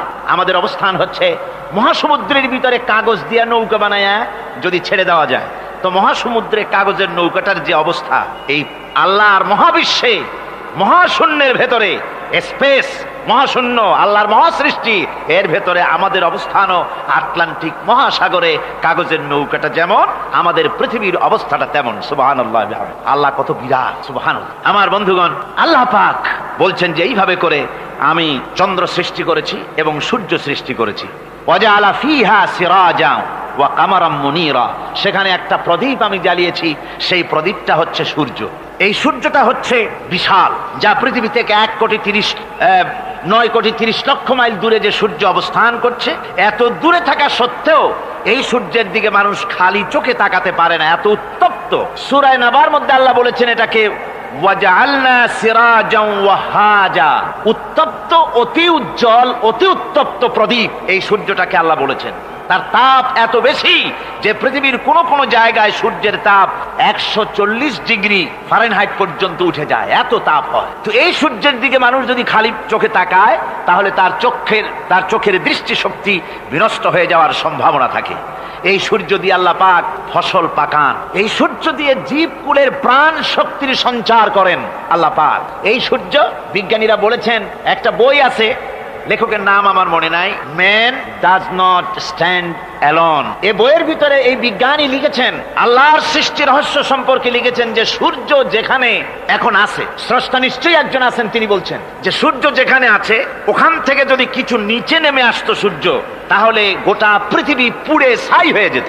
আর যেখানে আছে ওখান থেকে যদি কিছু উপরে উঠে যেত, গোটা পৃথিবী হিম শীতলতায় গোটা পৃথিবী ফ্রিজ হয়ে যেত। অথচ একটা মাপা একটা জায়গায় আল্লাহ পাক এই সূর্যকে রেখেছেন, সুবহানাল্লাহ পড়েন। আবার চন্দ্রকেও এমন একটা মেজারমেন্ট করা জায়গায় আল্লাহ রেখেছেন, এই চন্দ্র যদি উপরে উঠে যেত, যেখানে আছে সেখান থেকে গোটা পৃথিবীটা মরুভূমি হয়ে যেত। আর যেখানে আছে সেখান থেকে যদি নিচে নেমে আসতো কিছুটা, তাহলে গোটা পৃথিবী বন্যায় প্লাবনে গোটা পৃথিবী ভেসে চলে যেত। সুবহানাল্লাহি ওয়া বিহামদিহি। এই চন্দ্রকে আল্লাহ পাক এভাবে রেখেছেন, সূর্যকে এভাবে রেখেছেন। আবার এই সূর্যের রয়েছে অতি বেগুনি রশ্মি, সেই অতি বেগুনি রশ্মি যেন এমন একটা পাওয়ার আছে সূর্যের, যে সূর্যের তাপ যদি পৃথিবীর মানুষ গায়ে লাগে, ওই রশ্মিটা যদি লাগে, সৃষ্টি জগতের ক্যান্সার হবে, সৃষ্টি জগৎ মরে যাবে, বাঁচতে পারবে না, অসুখ করবে। সেজন্য ওজোন স্তর একটা আল্লাহ বানিয়ে রেখেছেন, ওজোন একটা স্তর, যেটাকে বিজ্ঞানীরা এখন বলছেন গ্রিন হাউস এফেক্ট। এই ওজোন স্তরে ফাটল ধরেছে, বিজ্ঞানীরা লক্ষ্য করেছেন ওজোন স্তরে ফাটল ধরে সূর্যের সেই ক্ষতিকারক পাওয়ারটা পৃথিবীর মাটির কাছে চলে আসতেছে। এখন এটাকে ঠেকাবার ব্যবস্থা করা হচ্ছে। আমার বন্ধুগণ, এটা কেন হচ্ছে? আল্লাহ রাব্বুল আলামিন বলেন, ওয়ামা আসাবাকুম মিন মুসিবাতিন ফাবিমা কাসাবাত আইদিকুম, তোমাদের উপরে যত বিপদ আসে, মুসিবত আসে, সব তোমাদের হাতের কামাই করা, দুই হাতের কামাই করা, দু হাত দিয়ে যা কামাই করেছো তার ফল তোমাদের পেতে হচ্ছে। গ্রিন হাউস এফেক্ট কেন হলো? কারণ হচ্ছে আমাদের গাড়ি থেকে যে কার্বন ডাই অক্সাইড, কালো ধোঁয়া আমরা বের করি, আমাদের মিল কলকারখানা থেকে যে চিমনি থেকে কালো ধোঁয়া বের হয়, এগুলিকে শোষণ করার জন্য, এগুলিকে নষ্ট করার জন্য হলো গাছ। গাছ হলে মানুষের বন্ধু। আমরা জনমের মতো গাছ কাটি, লাগাই না। এভাবে করে প্রকৃতির ভারসাম্য আমরা নষ্ট করেছি। আমরা প্রকৃতির ভারসাম্য নষ্ট করবার জন্য ইচ্ছে করে দেশের পাহাড়গুলিকে ধ্বংস করছি। অথচ আল্লাহ পাক বলেছেন, এই পাহাড় পৃথিবীর ভারসাম্য রক্ষার জন্য, প্রকৃতির ভারসাম্যকে রক্ষা করার জন্য আমি পাহাড় সৃষ্টি করেছি। জোরে বলেন সুবহানাল্লাহ। মানুষ এভাবে নিজের সর্বনাশ নিজেই করতেছে। আল্লাহ পাক বলছেন, এভাবে করে আমি সব কিছুকে একটা সুন্দর পদ্ধতি দিয়ে সৃষ্টি করেছি। আর ওই যে আলোকমণ্ডিত চাঁদ, ওই চাঁদ সম্পর্কে প্রশ্ন তুলেছে কাফেরেরা যে চাঁদটা কি। ওয়ায়াসআলুনাকা আনিল আহিল্লাম কুল হিয়া মাওয়াকিতু লিন্নাস। আল্লাহ রাব্বুল আলামিন বলেন, নবী আপনাকে প্রশ্ন করা হয় চাঁদের ক্রমবর্ধমান এবং ক্রমহ্রাস সম্পর্কে, যেটা কি আপনি তাদেরকে বলে দেন আমি এই চাঁদকে একটা প্রাকৃতিক ক্যালেন্ডার বানায়া, চিরস্থায়ী ক্যালেন্ডার বানিয়ে তাম পৃথিবীর মানুষের জন্য আকাশে ঝুলায় রেখেছি, মহাশূন্যে টানায় রেখেছি, যেন প্রতিদিন রাত্রি বেলায়, দিনের বেলায়, রাতের বেলায় তারা দিন রাত মাস বছর গণনা করতে পারে। এই জন্য বিনা পয়সার একটা ক্যালেন্ডার আমি ঝুলায় রাখছি। জোরে বলেন সুবহানাল্লাহ। এমনি করে চাঁদ এবং সূর্যকে আমি সৃষ্টি করে দিই। আল্লাহ পাক বলেন, وهو الذي جعل الليل والنهار خلفة لمن أراد أن يذكر أو أراد شكورا। আর আমি দিন এবং রাতকে একে পরস্পরের স্থলাভিষিক্ত বানিয়েছি, যারা শুকর আদায় করবে আর যারা এর দ্বারা জ্ঞান অর্জন করবে তাদের জন্য। অর্থাৎ তারা এগুলি দেখে মনে করবে যে এগুলি খালি খালি না, এই যে রাত আসতেছে, দিন আসতেছে, দিন এবং রাত্রের এই যে পরিবর্তনটা, এর মধ্যে রয়েছে নিদর্শন। সূরা আলে ইমরানের মধ্যে আল্লাহ পাক বলেন, ইন্না ফি খালকিস সামাওয়াতি ওয়াল আরদি ওয়াখতিলাফিল লাইলি ওয়ান নাহার লাআয়াতিন লিউলিল আলবাব। যারা নিশ্চয়ই আমার এই সৃষ্টি রহস্য সম্পর্কে, দিন এবং রাতের পরিবর্তনের ব্যাপারে যারা চিন্তা করে, গবেষণা করে, তাদের জন্য আমি অনেক কিছু চিন্তার বিষয়ের মধ্যে রেখে দিয়েছি। তারা এসব আমার সৃষ্টি নৈপুণ্যতা দেখে তারপরে তারা হতবাক, বিস্ময় বিমুখ হয়ে তারা বলে, এগুলি দেখে আর বলে, আল্লাযীনা ইয়াযকুরুনাল্লাহা কিয়ামান ওয়া কুউদান ওয়া আলা জুনুবিহিম ওয়া ইয়াতাফাক্কারুনা ফি খালকিস সামাওয়াতি ওয়াল আরদ। তারা বসা অবস্থায়, দাঁড়ানো অবস্থায় আমার প্রশংসা করে আর বলে, রব্বানা মা খালাকতা হাযা বাতিলান সুবহানাকা ফাকিনা আযাবান নার। আয় আল্লাহ পাক, তুমি কোনো কিছু খেল তামাশার বিষয়বস্তু করে তৈরি করো নাই, অতএব জাহান্নামের শাস্তি থেকে তুমি আমাকে রক্ষা করো। আল্লাহর নবী বলেছেন, আল্লাহর সৃষ্টি নৈপুণ্যতা সম্পর্কে যদি কোনো বান্দা 1 ঘন্টা চিন্তা করে, 1 ঘন্টা যদি গবেষণা করে, চিন্তা করে, রব্বুল আলামিন তার আমলনামায় 60 বছরের নফল ইবাদতের সওয়াব লিখে দেন। জোরে বলেন সুবহানাল্লাহ। আল্লাহ পাক এই সমস্ত কথা বলে এখন ওই ফর্মুলা বলতেছেন যে আসলে আমার বান্দা হওয়ার জন্য, খাঁটি বান্দা হওয়ার জন্য তার কয়েকটি বৈশিষ্ট্য থাকতে হবে। আল্লাহ পাক এখানে 8টি বৈশিষ্ট্য বর্ণনা করেছেন। আল্লাহর খাঁটি বান্দা হওয়ার জন্য বৈশিষ্ট্য কয়টা লাগবে? 8টি। বেহেশত কয়টা? বেহেশত কয়টি? আল্লাহ পাক বৈশিষ্ট্য বানিয়েছেন 8টি। এখানে 8টি বৈশিষ্ট্যের কথা বলা হয়েছে। মহান আল্লাহ রাব্বুল আলামিন বলেন, ওয়া ইবাদুর রাহমানিল্লাযীনা ইয়ামশুনা আলাল আরদি হাওনান ওয়া ইযা খাতাবাহুমুল জাহিলুন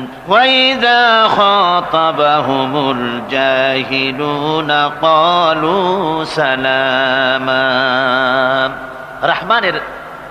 রহমানের খাঁটি বান্দা তারা, রহমানের আসল বান্দা তারা, যারা নাকি জমিনের উপর থেকে যখন হাঁটে খুব বিনয় বিনম্রতার সাথে তারা চলে। ওয়াইদা খাতাবাহুমুল জাহিলুন, আর যখন জাহিলরা তাদের সঙ্গে কথাবার্তা বলতে আসে তখন তারা তাদেরকে বলে, তোমাদের প্রতি সালাম, এই বলে তারা চলে। অর্থাৎ এই 8টি বৈশিষ্ট্যের প্রথম বৈশিষ্ট্য ধরা হয়েছে চালচলনকে।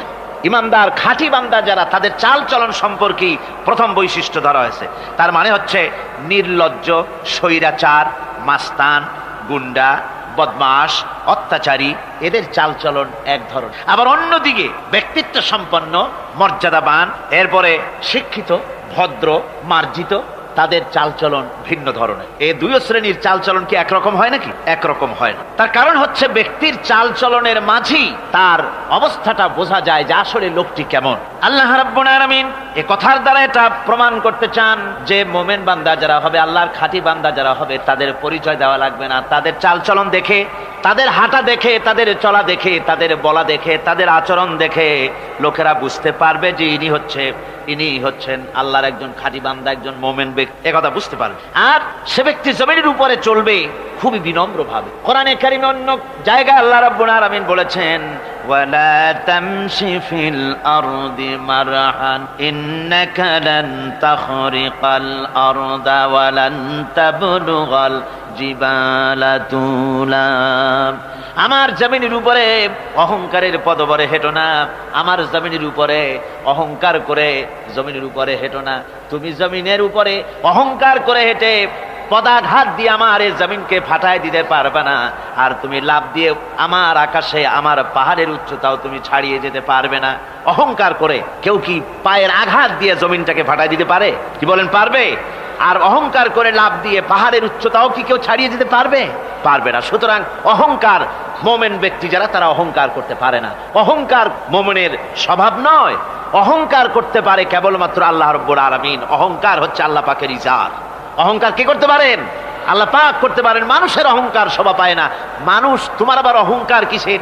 এক ফোঁটা নাপাক পানি দিয়ে যার জন্মের উৎস, এমন নাপাক পানি যা শরীর থেকে নির্গত হলে পরে গোসল করা ফরজ হয়ে যায়, এমন এক ফোঁটা নাপাক পানি যার জন্মের উৎস, তার অহংকার কি? অহংকার করবেন আল্লাহ রাব্বুল আলামিন। হাদিসে কুদসির ভিতরে এসেছে, আল্লাহ পাক বলেছেন, যে ব্যক্তি অহংকার করে সেজন্য আমার চাদর নিয়ে টানাটানি করে। জোরে কোন নাউযুবিল্লাহি মিন যালিক। সুতরাং মুমিন বান্দা যিনি হবেন, আল্লাহর খাঁটি বান্দা, রহমানের খাঁটি বান্দা, সে ব্যক্তি কখনো জমিনের উপর অহংকারের সাথে চলাফেরা করবে না, বরং তার চাল চলন হবে অত্যন্ত বিনম্র।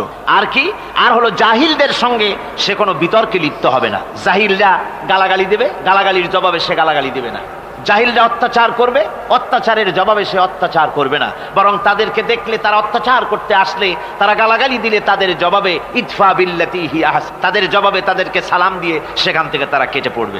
সূরা কাসাসে অন্য জায়গায় আল্লাহ রাব্বুল আলামিন একথা আবার এভাবে বলতেছেন, ওয়াইজা সামিউল লাগবা আ'রাদু আনহু ওয়া ক্বালু লানা আ'মালুনা ওয়া লাকুম আ'মালুকুম সালামুন আলাইকুম লা নাবতাগিল জাহিলিন। আল্লাহ পাক বলছেন যে যখন মুমিনেরা পরস্পরে মুমিনদের সাথে জাহিলদের যখন দেখা সাক্ষাৎ হয়ে যায়, যখন ঝগড়ায় লিপ্ত হতে চায়, তখন মুমিনেরা যারা মুমিন বান্দা, আল্লাহর খাঁটি বান্দা, তারা বলবে যে তোমাদের আমলের প্রতিফল তোমরা পাবা, আমাদের কৃতকর্মের ফল আমরা পাবো। সুতরাং তোমাদের প্রতি সালাম, তোমাদের সাথে আমাদের কোনো সম্পর্ক নাই। ঝগড়াঝাটি না করে তারা ফিরে আসবে। আল্লাহ পাক এরপরে বলেন, ওয়াল্লাযীনা ইয়াবিতুনা লিরাব্বিহিম সুজদান ওয়া কিয়ামা। রহমানের খাঁটি বান্দা তারাই আরেকটি বৈশিষ্ট্য, তাদের এই 2 নম্বরের বৈশিষ্ট্য বার বলা হচ্ছে। রহমানের, আল্লাহর খাঁটি বান্দার 2 নম্বরের বৈশিষ্ট্য সেটা হচ্ছে এই যে তারা রাত কাটায় তার রবের হুজুরে আল্লাহর দরবারে সেজদা দিয়ে দাঁড়িয়ে থেকে কান্দাকাটি করে তারা রাত গুজরান করে। জোরে বলেন সুবহানাল্লাহ।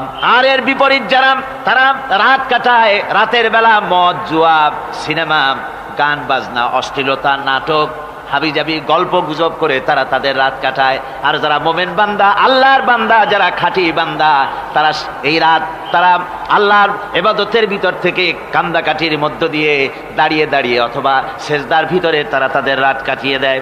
কোরআনে কারীমে আল্লাহ রাব্বুল আলামিন একথা এভাবে বলেছেন, تتجافى جنوبهم عن المضاجع يدعون ربهم خوفا وطمعا। আমার মুমিন বান্দারা তাদের পার্শ্বদেশ এবং পৃষ্ঠদেশ বিছানার উপরে বেশি রাত থাকে না। তারা তাদের রবের প্রতি, রবের ভয়, আল্লাহর ভয়, আশা এবং আশা পোষণ করে। আর তারা আল্লাহকে ভয় করে তারা বিছান থেকে নিজের পিঠকে আলাদা করে নিয়ে তারা রাতের বেলায় আমার কাছে কান্দে, আমার কাছে দোয়া করে, তারা কান্দে, ইবাদত করে। সূরা যারিয়াতের ভিতরে রব্বুল আলামিন বলতেছেন, কানু ক্বালিলাম মিনাল লাইলি মা ইয়াহজাউনা ওয়া বিল আসহারি হুম ইস্তাগফিরুন। আমার এই মুমিন বান্দাগুলি, আমার খাঁটি বান্দা যারা, তারা সারা রাত ঘুমায় না, রাতের একটা অংশ মাত্র তারা ঘুমায়, সারা রাত ঘুমায় না, একটা অংশ তারা ঘুমায়, আর বাকি অংশটুকু শেষ রাত্রে তারা ওঠে আর আমার দরবারে তারা কান্দে, মাপ চায় আর কাঁদতে থাকে, চোখের পানি ফেলতে থাকে।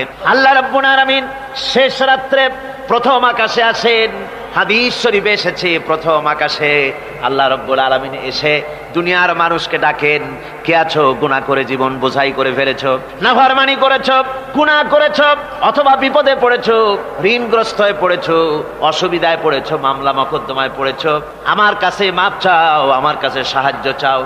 এই সময় যে সমস্ত বান্দারা আরামের ঘুমকে হারাম করে আল্লাহর দরবারে কাঁদতে থাকে, তাহাজ্জুদের নামাজ আদায় করে যখন হাত তুলে কাঁদে, আল্লাহ পাক তখন এই দৃশ্য দেখে ফেরেশতাদের বলেন, ও আমার ফেরেশতারা, আমার ওই বান্দাগুলি কাঁদে কেন?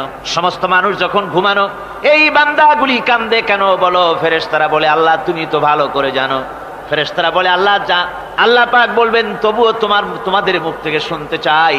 ফেরেশতারা তখন বলবে, রব্বুল আলামিন তোমার বান্দা গুনাহ করেছে, জাহান্নামের ভয়তে তোমার কাছে কাঁদতেছে, তোমার ভয়তে কাঁদে, জাহান্নামের ভয়তে কাঁদে। আল্লাহ জিজ্ঞেস করেন, ফেরেশতারা ওরা যে আমার ভয়তে কাঁদে, ওরা কি আমারে দেখছে নাকি? ফেরেশতারা বলেন, না খোদা তোমারে দেখে নাই। আল্লাহ পাক বলেন, ওরা আমার যে জাহান্নামের ভয়তে কাঁদে, ওই জাহান্নাম তারা দেখেছে নাকি? ফেরেশতারা বলে, না আল্লাহ তোমার জাহান্নাম ওরা দেখে নাই, তোমার বেহেশত কিছুই দেখে নাই। আল্লাহ পাক বলেন, ও আমার ফেরেশতারা, এই বান্দাগুলি আমার দোজখ দেখে নাই, আমাকে দেখে নাই, হাসর মিজান সিরাত কিছুই দেখে নাই, শুধু কোরআনের কথা শুনে, আমার নবীর কথা শুনে, আমার কোরআনের কথা শুনে বিশ্বাস করে আরামের ঘুমকে হারাম করে কিভাবে কাঁদতেছে তাকায় দেখ। আমার রহমতের দরিয়ায় জোশ মেরে গেছে, তোরা সাক্ষী থেকে যা, আমার ওই ক্রন্দনরত বান্দাগুলিকে আমি আল্লাহ মাফ করে দিলাম। আমার ভাইয়েরা, আল্লাহ পাক বলেন, আম্মান হুয়া কানিতুন আনা আল-লাইলি সাজিদাও ওয়া কাইমা। আল্লাহ রাব্বুল আলামিন বলেন, সিজদার ভিতরে আর দাঁড়ানোর ভিতরে আমার এই বান্দাগুলি আখিরাতে আমার সঙ্গে দেখা করা লাগবে এই ভয়তে, জাহান্নামের ভয়তে তারা কাঁদে, এভাবে কাঁদতে থাকে। আর আল্লাহ পাক ওই সময় তাদের গুনাহ মাফ করতে থাকেন। কোরআনে কারীমের ভিতরে আল্লাহ পাক বলেন, সারা রাত ঘুমাতে আল্লাহ নিষেধ করেছেন, সারা রাত যেন ঘুমায়ো না, পাইকারি ধরে ঘুমায়ো না, একটু জাগো। ওয়াজকুর ইসমা রাব্বিকা বুকরাতাও ওয়া আসীলা। সকাল এবং সন্ধ্যায় তোমার প্রভুর, তোমার রবের জিকির করো, স্মরণ করো। وَمِنَ اللَّيْلِ فَاسْجُدْ لَهُ وَسَبِّحْهُ لَيْلًا طَوِيلًا। তোমার রাতের বেলায় রাতের একটা অংশ সেজদায় অবনত হও, আর রাতের দীর্ঘ সময় ঘুমায় থেকো না, হয় একটা লম্বা সময় ঘুমাও, কিন্তু একটা অংশ রাখো যে সময় তুমি আমার দরবারে সেজদায় পড়ে যাবে, কাঁদবে। আমার বন্ধুগণ, রাতটা ওয়াজআলনাল লাইলা সুবাতা, আল্লাহ রাব্বুল আলামিন ওয়াজআলনা সুবাতা ওয়াজআলনান নাওমা সুবাতা ওয়াজআলনাল লাইলা লিবাসা, ঘুমকে বানাইছেন আল্লাহ শান্তির বাহন, আর রাতকে করেছেন আচ্ছাদন। রাতকে কি করেছেন? আচ্ছাদন। রাতকে একটা পর্দা লাগিয়ে দিয়েছেন, রাতের পর্দা। যেহেতু প্রেম ভালোবাসা ঢোল পিটায় করা যায় না, ঢোল পিটায় প্রেম করা যায় যায় না, মানুষকে দেখায় দেখায় প্রেম ভালোবাসা করা যায় না, এটা হলো দুনিয়ার রীতিনীতি। দুনিয়ায় যেটা মানুষেরা করে, আসল সবচাইতে বড় ভালোবাসার পাত্র হলেন আল্লাহ, মাসুক হলেন আল্লাহ, আশেক হলো মানুষ। আশেক এবং মাসুকের ভিতরে প্রেম বিনিময় হবে, ভালোবাসার আদান প্রদান হবে, কথোপকথন হবে। এজন্য দিনের কোলাহলপূর্ণ অবস্থায় তা হয় না বলে রব্বুল আলামিন বলেন, আমি তোমাদের জন্য রাতকে একটা আচ্ছাদন, একটা পর্দা বানায় দিয়েছি। এই রাতের পর্দার ভিতরে থেকে আমারে ডাকো, আমাকে আমার কাছেই তুমি আমাকে ডাকো, একটা লম্বা সময় নিয়ে আমাকে বলতে থাকো, আমাকে ডাকতে থাকো। আল্লাহ পাক তার নবীকেও বলেছেন, ইয়া আইয়ুহাল মুযাম্মিলু কুমিল লাইলা ইল্লা কালিলা। হে চাদর আচ্ছাদিত ব্যক্তি, রাত্রিকালে সালাতে দণ্ডায়মান থাকো, কিন্তু কম, সারা রাত জাগার দরকার নেই। একটা অংশ জাগো, যখন তুমি আমার জন্য কাঁদবে, আমার জন্য সেজদায় পড়ে থাকবে। রাসূল পাক সাল্লাল্লাহু আলাইহি সাল্লাম তাহাজ্জুদের নামাজি সেজদায় পড়ে থাকতেন, রাতে ঘন্টার পর ঘন্টা চলে যেতেছে। হযরত আয়েশা বলেন, আমি মনে করতাম সেজদায় এমন ভাবে রাসূল পড়েছেন আর ওঠেন না, আমার মনে হতো হুজুর বুঝি ইন্তেকাল করে গেছেন। আমি রাসূলের পায়ের আঙ্গুল ধরে আস্তে করে চাপ দিতাম, হুজুর তাতে একটু ব্যথা পেয়ে আঙ্গুল নাড়া দিতেন, তখন আমি মনে করতাম আল্লাহর নবী বিদায় হন নাই, বেঁচে আছেন। আবার কখনো দাঁড়িয়ে দাঁড়িয়ে নামাজের ভিতরে তেলাওয়াত করতে করতে রাত শেষ হয়ে যেত, আমার মনে হতো এই দাঁড়ানো থেকে হুজুর বুঝি আর রুকুতে যাবেন না। আবার যখন রুকুতে যেতেন মনে হতো এই রুকু থেকে আর বুঝি সেজদায় যাবেন না। আবার যখন সেজদায় যেতেন মনে হতো এই সেজদা থেকে রাসূল বুঝি আর উঠবেন না। সুবহানাল্লাহ। সাহাবায়ে কেরাম জিজ্ঞেস করতেন, হে রাসূল, হযরত আয়েশা জিজ্ঞেস করে, হে রাসূল আপনি এত কাঁদেন কেন, এত ইবাদত করেন, এত রাত জাগেন? হযরত আয়েশা বলেছেন, আল্লাহর নবী দাঁড়িয়ে দাঁড়িয়ে তেলাওয়াত করতে করতে, দাঁড়িয়ে দাঁড়িয়ে নামাজ পড়তে পড়তে পাও মোবারক, কদম মোবারক এমন ভাবে ফুলে যেত সকালবেলায় জুতার মধ্যে পাও ঢুকতো না। সুবহানাল্লাহ। এইভাবে রাসূল পাক কষ্ট করতেন। জিজ্ঞাসা করা হতো এত ইবাদত কেন করেন? আপনার তো আগের পিছের সমস্ত গুনাহ আল্লাহ মাফ করেছেন, কোনো গুনাহ আপনার নাই, তবু আল্লাহ বলে দিয়েছেন নবী আপনার আগের পিছের সব মাফ, তারপরেও এত কাঁদেন কেন? আল্লাহর নবী বলেছেন, ও সাহাবীরাও আমার স্ত্রীরা শোনো, আমি কি আমার বান্দার, আমি আমার আল্লাহর শুকরগুজারকারী বান্দায় কি আমি পরিণত হব না? যে আল্লাহ আমাকে এত নিয়ামত দিয়েছেন, আমি কি সেই আল্লাহর শুকরগুজার হব না? রাসূলুল্লাহ ভাবে কাঁদতেন। সুতরাং প্রত্যেকটি মুসলমানকে রাতের বেলায় আল্লাহর দরবারে হাত তুলে কাঁদতে হবে, মোনাজাত করতে হবে, রব্বুল আলামিন যে গুনাহ করেছি, আমি যত গুনাহ করেছি, আমাকে তুমি নেয়ামত যা দিয়েছো, এই নেয়ামত তুমি না দিলেও পারতে, তুমি দয়া করে দিয়েছো। এভাবে যদি মানুষ কান্দে, আল্লাহ এই অপরাধ করেছি, অপরাধের কথা যদি স্মরণ করে আর কাঁদতে থাকে, আল্লাহ রব্বুল আলামিনের রহমত তার উপরে তখন পড়তে থাকে। আর এই তাহাজ্জুদ গভীর রাতের কান্দাকাটি, এই জন্য আল্লাহ পাক বলেন এর আসল ব্যাপারটা হলো ইন্না নাশিআতাল লাইলি হিয়া আশাদ্দু ওয়াতআন ওয়া আকওয়ামু কিলা। আসল ব্যাপার হলো এই প্রকৃতপক্ষে রাতের বেলায় যে নামাজটা হয়, শয্যা ত্যাগ করে মানুষ যে নামাজ পড়তে দাঁড়ায়, এতে করে তার আত্মসংযমের ট্রেনিং হয়ে যায়, আল্লাহর সঙ্গে মহব্বত কায়েম হয়ে যায়। ইসলামী আন্দোলনের বিজয়ের জন্য কর্মীদের এটা সবচাইতে বড় ওষুধ। শুধু হরতালের প্রোগ্রাম দিয়া, শুধু মিছিলের প্রোগ্রাম দিয়া ইসলামী আন্দোলন বিজয় কোনো কালে হয় নাই আর হবেও না। এজন্য আন্দোলন যারা করে তাদেরকে গভীর রাত্রে উঠতে হয়, নফল রোজা রাখতে হয়, আর গভীর রাত্রে তেলাওয়াত করতে হয়, কাঁদতে হয় আল্লাহর কাছে, তা না হলে আন্দোলনের বিজয় হওয়া সম্ভব নয়। আমার বন্ধুগণ, আমরা জেনেছি ইতিহাসে আছে লাল সালু একটা বই পড়ানো হয়, কলেজে পড়ানো হয়, আপনারা নাম শোনেন নাই? এই বইটা আমাকে একজন প্রফেসর এই চট্টগ্রামের আমাকে দেখতে দিলেন, আমি দেখলাম। তার মধ্যে তিনি ইসলামের ব্যাপারে এত বিদ্বেষ ছড়িয়েছেন। এক জায়গায় তিনি লিখতে গিয়ে লিখেছেন, আমি পড়লাম, নিজে পড়েছি, যে দেশে যত যত টুপি দেখা যায় জমিনে এত শস্য হয় না। এদেশে এই মোষ দাড়ি গোঁফ ওঠার আগেই কোরআন শরীফ হেফজ করা সারা, অথচ জমিনে শস্য নাই। জমিনের শস্য আর কোরআন শরীফ পড়ার সাথে তুলনা করে উপহাস করেছে রীতিমতো। একটা দুশ্চরিত্র খলনায়ককে দিয়ে সেখানে কোরআন হাদিসকে বিকৃত করার অপচেষ্টা চালানো হয়েছে। এরকম একটা নিকৃষ্ট বইকে তারা স্কুলে এবং কলেজে সেখানে পড়াশোনার ব্যবস্থা করে দিয়েছে। আর ইসলামের ব্যাপারে যদি কেউ গাইল দিতে পারে, তাহলে সে বইটাকে খুব সুনাম সুখ্যাতি করে বাজারে ছড়াবার চেষ্টা করা হয়, ঠিক কিনা কর? যে কবি, ওই আগেই বলেছি, যে কবি ইসলামের গাইল দিতে পারবে সে সবচাইতে বড় কবি। যে সাহিত্যিক ইসলামকে খোসা দিয়া, কোরআনকে খোসা দিয়া কথা লিখতে পারবে, সে হলো শ্রেষ্ঠ সাহিত্যিক, ঠিক কিনা কর? আর এই খ্রিস্টান জগৎ, ইহুদি জগৎ, তারা ইসলামকে আর মুসলমানদেরকে গালাগালি করার জন্য সব সময় মুসলমান নামের কুলাঙ্গারদেরকে বেছে নেয়। যেমন নবুয়াতের উপরে হামলা চালাতে হবে, সেজন্য এই পৃথিবীর নিকৃষ্ট কাফের গোলাম মোহাম্মদ কাদিয়ানির মতো একটা নিকৃষ্ট কাফেরকে তারা বেছে নিয়েছে, জোরে কর নাউজুবিল্লাহ। তার নাম একটা মুসলমানই না। আবার আমাদের দেশে আল্লাহকে, রসুলকে গালি দিতে হবে, দাউদ হায়দারের মতো একটা জাহান্নামের কীটকে তারা বেছে নিয়েছে মুসলমান নামে। আবার রাসূলকে গালি দিতে হবে, হযরত আয়েশা সিদ্দিকা রাদিয়াল্লাহু তাআলা আনহাকে গালি দিতে হবে, সেজন্য মুসলমান নামের কলঙ্ক সালমান রুশদি নামক এক শয়তানকে এই ইহুদিরা বেছে নিয়েছে, ঠিক কিনা কর? কিন্তু এখন সালমান রুশদি যাবা কোথায়? এখন সালমান রুশদির উপরে যিনি হুকুম হজ জারি করেছিলেন ইমাম খোমেনি বেঁচে নাই, কিন্তু তার হুকুম এখনো বেঁচে আছে। উনি অর্ডার করেছেন, যেখানে পাও সেখানে হত্যা করো, ফাকতুলু সালমান রুশদি হাইসু ওয়াজাদতুম, ওরে যেখানে পাও সেখানে হত্যা করো। এখন ওর দশা হয়েছে এই, চেহারা সার্জারি করে টরিয়া, তারপরে এখন লা ইয়ামুতু ফিহা ওয়ালা ইয়াহইয়া, সে বাঁচিয়াও নাই মরিয়াও নাই, এমন অবস্থা আছে। আমার ভাইরা, আমার মুসলমান মদও যদি খায়, জেনাও যদি করে, রাসূলকে যখন কেউ গালি দেয় তখন মনে করে আমি একটা অপরাধ করেছি, ঠিক, আমি মদ খাইছি, অন্যায় করেছি, আমি নামাজ পড়ি না, অন্যায় করেছি, কিন্তু আমার রাসূলকে গালি দিয়েছে, ওরে যদি পাই ওর কাঁচা কলিজা চাবায় খাবো, ঠিক কিনা কর? সুতরাং আজকে এইভাবে করে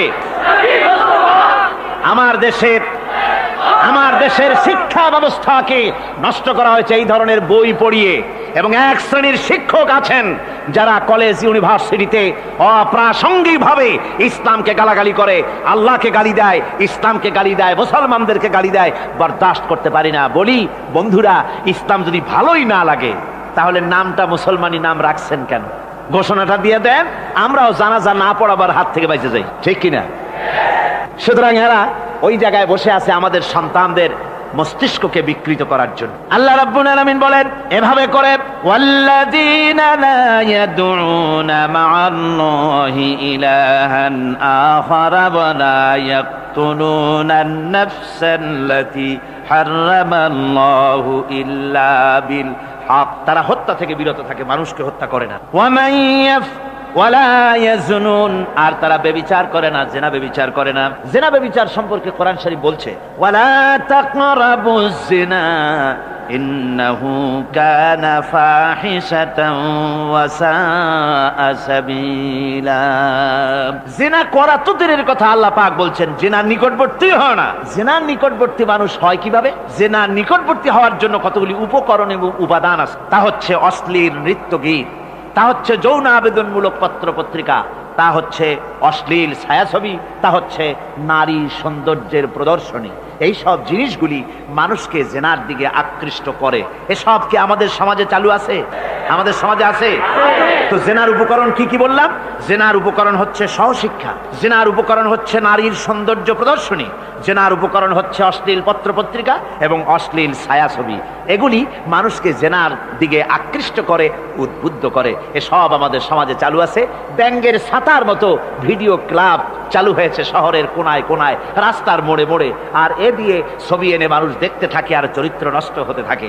এরপরে রয়েছে সহশিক্ষার ব্যবস্থা, রয়েছে নারীদের বেপরদিগি সৌন্দর্যের প্রদর্শনী, আর রয়েছে যৌন আবেদনমূলক পত্র পত্রিকা। আর পত্র পত্রিকার কাজই হচ্ছে এখন যৌন সুশ্রুতি দেওয়া আর ইসলামকে গালি দেওয়া। বর্তমান সরকারের আমলে 1991 সনের জানুয়ারি থেকে শুরু করে, যখন সরকারের স্থিতিশীলতা ছিল না, জানুয়ারি ফেব্রুয়ারি মাস থেকে নিয়ে আজ পর্যন্ত বর্তমান সরকার প্রায় 138টি সাপ্তাহিক, পাক্ষিক, মাসিক, দৈনিক পত্রিকার ডিক্লারেশন দিয়েছেন। এতগুলি পত্রিকা, আর সমস্ত পত্রিকায় ওনারা ঘোষণা করেছেন যে আমরা সাংবাদিকতার সর্বোচ্চ স্বাধীনতা দিয়েছি।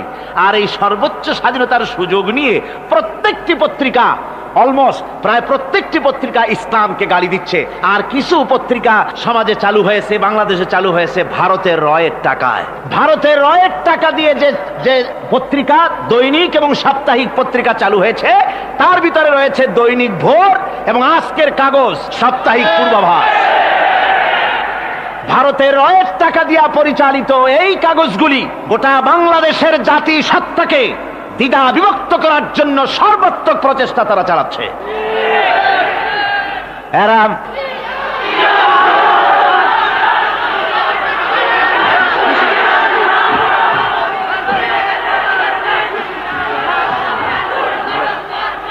আমার বন্ধুগণ, এ ধরনের একটা না, প্রয়োজন হলে সব নাম আমরা তুলে ধরবো। ভারতের টাকা দিয়ে, ভারতের রয়ের টাকা দিয়ে তারা এভাবে পত্রিকা তৈরি করে গোটা বাংলাদেশের স্বাধীনতা, সার্বভৌমত্ব এবং অস্তিত্বের উপরে আঘাত হানতেছে। শুধু তাই নয়, তারা ইসলামের উপর আঘাত হানছে। আলেম এবং পীরেদের বিরুদ্ধে বক্তব্য তারা পত্রিকার ভিতরে সমালোচনামূলক কথাবার্তা তারা লিখছে। এমন একটা সাপ্তাহিক পত্রিকা কম পাবেন যেখানে ইসলামকে, ইসলামী আন্দোলনকে কিছু না কিছু খোঁচা মারা না হচ্ছে, ঠিক কিনা? কর যারা বলেন ঠিক কিনা? তো এইভাবে করে তারা ষড়যন্ত্র চালিয়ে আমি সেদিন ঢাকায় বলেছিলাম যে বর্তমান মহিলা সরকার চলছে বলে আমরা কথা বলছি না, কিন্তু আমাদের একটা ধৈর্য আছে। আমরা সরকারকে সময় দিচ্ছি এগুলিকে কন্ট্রোল করার জন্য। শাসনতান্ত্রিক অ্যাকশন নেওয়া উচিত গভর্নমেন্টের। শাসনতন্ত্রে কি আছে? শাসনতন্ত্রে, সংবিধানে, কনস্টিটিউশনে লেখা আছে যে নাগরিকদের কোন ধর্মীয় অনুভূতিতে আঘাত লাগতে পারে এমন কোন কথা, এমন কোন বক্তব্য কেউ লিখতেও পারবে না, বলতেও পারবে না। সেটা দণ্ডমূলক শাস্তি, এটা শাস্তি হবে তার। এ ধরনের কথা লেখা আছে। এটা লেখা থাকা সত্ত্বেও যারা ইসলামের বিরুদ্ধে কথা বলে, পত্রিকার মাধ্যমে যারা এগুলি লেখে, এগুলির বিরুদ্ধে গভর্নমেন্টের হাত দিতে, অ্যাকশন নিতে অসুবিধা কোথায়? আমরা সময় দিচ্ছি সরকারকে, তারা এই জিনিসগুলি দেখুক এবং অ্যাকশন নিক। যদি তা না হয় তাহলে জনগণেরও তো ইসলামের, এদেশের মুসলমান বৃহত্তর জনসংখ্যা, জনগোষ্ঠী হচ্ছে মুসলমান, ইসলামের বিরুদ্ধে, তার আল্লাহর বিরুদ্ধে, রসুলের বিরুদ্ধে, মুসলমানদের সবচাইতে প্রিয় জিনিসগুলির বিরুদ্ধে কেউ যদি কথা বলে, মুসলমানেরা তা বেশি দিন বরদাস্ত করবে না।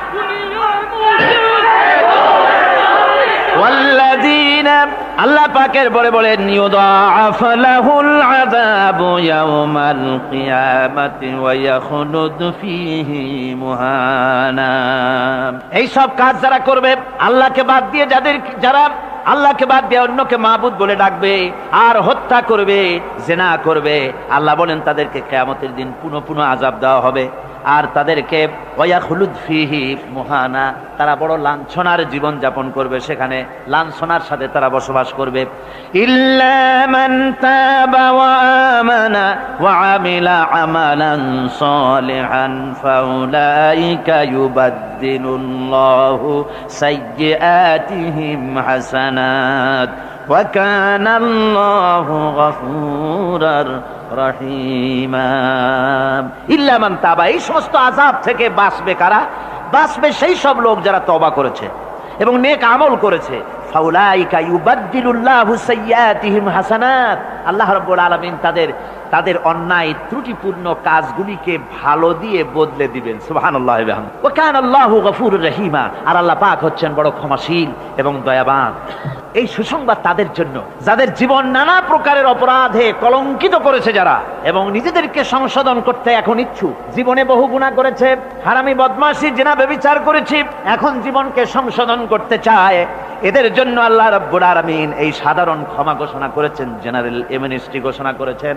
সাধারণ ক্ষমা ঘোষণা করে দিলে যে তোমরা এখনো যদি হেদায়েত হতে চাও, চূড়ান্ত ধ্বংস থেকে যদি বাঁচতে চাও, তাহলে আমি তোমাদের জন্য তওবার পথ খুলে রেখেছি। আল্লাহ যদি এই তওবার পথ খুলে না দিতেন, তাহলে মানুষ হতাশায়, নিরাশায় শয়তান হয়ে যেত।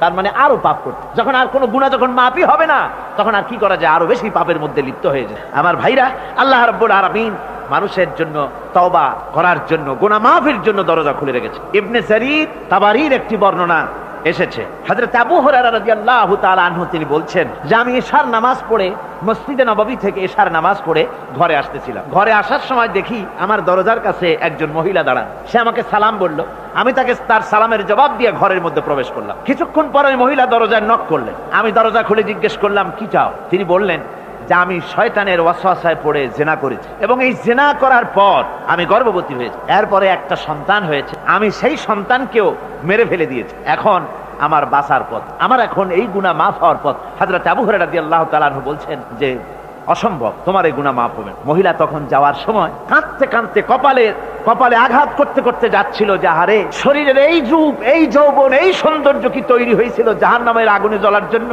এইভাবে করে চিৎকার দিতে দিতে মহিলা যান। হযরত আবু হুরায়রা বলেন, আমি সকালবেলায় আল্লাহ রাসূলের সঙ্গে ফজরের নামাজ আদায় করে আল্লাহর নবীকে ঘটনা শোনালাম। বললাম, হে রাসূল, আমি তো মহিলাকে এইরকম জবাব দিয়ে। হযরত আবু হুরায়রা দৌড়ে গেলেন, বললেন, আমি ছুটতে লাগলাম, এমন ভুল আমি কথা বলেছি। মহিলা তো হতাশ হয়ে গিয়েছে। তিনি খুঁজতে খুঁজতে মহিলাকে পেয়ে গেলেন, যে বললেন, ও মহিলা, আল্লাহর হাবিব তোমার সম্পর্কে এই কথা বলেছেন, তুমি যদি তওবা করো আল্লাহ রাব্বুল আলামিন তোমাকে মাফ করে দিবেন, আর তোমার দোষ ত্রুটিগুলির বিনিময় আল্লাহ তোমাকে নেক দিয়ে বদলায় দিবেন, তোমাকে আল্লাহ মাফ করবেন। মহিলা শোনা মাত্র আল্লাহু আকবার বলে চিৎকার মেরে সেজদায় পড়ে গেলেন। তিনি প্রাণ ভরে কাঁদলেন আর বললেন, আল্লাহ তোমার দরবারে শুকরিয়া আদায় করি যে আমার মতো গুনাহগারের জন্য তুমি যে তওবার দরজা খোলা রেখেছো।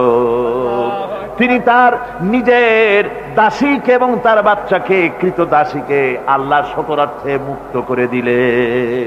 আমার ভাইয়েরা, এভাবে করে যারা নাকি আল্লাহর দরবারে যারা এভাবে মাপ চায়, আল্লাহ পাক তাদেরকে মাফ করে দিবেন।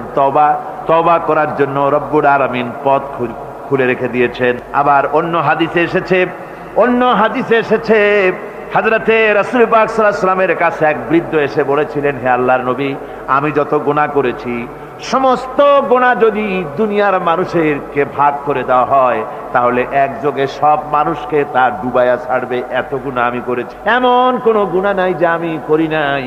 হে আল্লাহ রাসূল, আমার এই গুনাহ মাফ হবে নাকি? আল্লাহ নবী বলেন, তুমি কি মুসলমান হয়েছো? লোকটি বলল, হুজুর আমি মুসলমান হয়ে গেছি। আশহাদু আল্লা ইলাহা ইল্লাল্লাহু ওয়াহদাহু লা শারীকা লাহু ওয়া আশহাদু আন্না মুহাম্মাদান আবদুহু ওয়া রাসূলুহু। পড়েন সবাই, আশহাদু আল্লা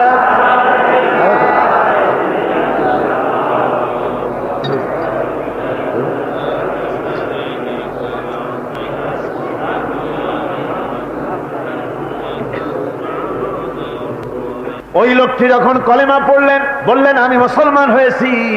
আল্লাহ নবী বলেন, শোনো আল্লাহর বান্দা, তুমি যখন কলেমা পড়েছো তোমার পেছনের তামাম জিন্দেগির সমস্ত গুনাহ খাতা আল্লাহ রাব্বুল আলামিন মাফ করে দিয়েছেন। শুধু মাফ করেন নাই, আরো কি করেছেন?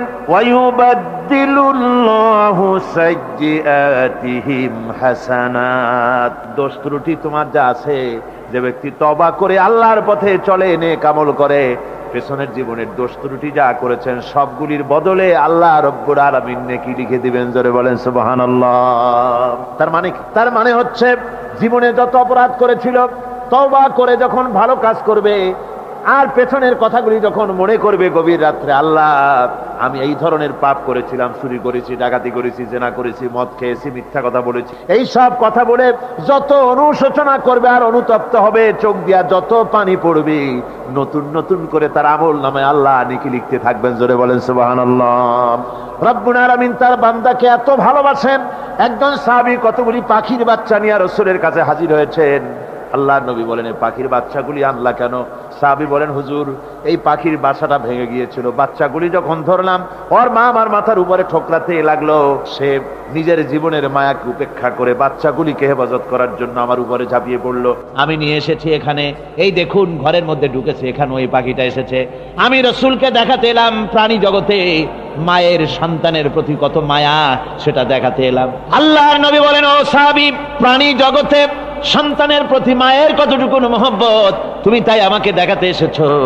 শোনো, এই প্রাণী জগতে সন্তানের প্রতি মায়ের যত মহব্বত, তার চাইতে লক্ষ কোটি গুণে বেশি মহব্বত বান্দার প্রতি আল্লাহ রব্বুল আলামিনের।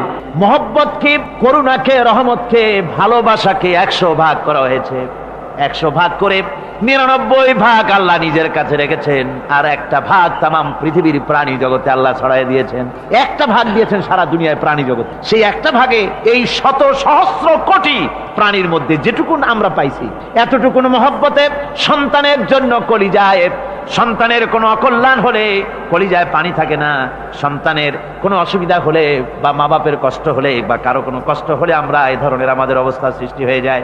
এক ভাগ তামাম পৃথিবীর সমস্ত প্রাণী জগতে ছড়ায় দেওয়ার পর আমাদের অবস্থা যদি এই হয়, তাহলে 99 ভাগ রহমত যার কাছে, বান্দার প্রতি তার মহব্বত কতখানি। আমার বন্ধুগণ, রাসূল পাক সাল্লাল্লাহু আলাইহি ওয়াসাল্লাম বলেছেন, ও সাহাবীরা, একজন লোক উটের পৃষ্ঠে যাচ্ছিল কোথাও, উটের পৃষ্ঠে তার খাবার আছে, পানিও আছে, যেতে যেতে মরুদ্যানের মধ্যে সে বিশ্রাম করলো। ঘুমের থেকে জেগে দেখে উট নাই, খাবার নাই, পানিও নাই। বড় লোকটা কেমন পেরেশান হয়। সাহাবীরা বলেন, হুজুর উট হচ্ছে মরুভূমির জাহাজ, উট হারায় গেছে, টাকা পয়সা যা ছিল, খাদ্য খাবার ছিল, সব চলে গেছে, এর থেকে পেরেশানি তো আর কিছুই হয় না।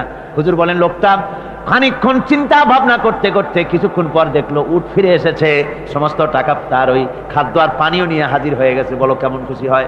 হুজুর, হযরত সাহাবীরা বলেন, হুজুর এর থেকে খুশি আর কি হতে পারে, লোকটার দিল তো ভরে যাবে।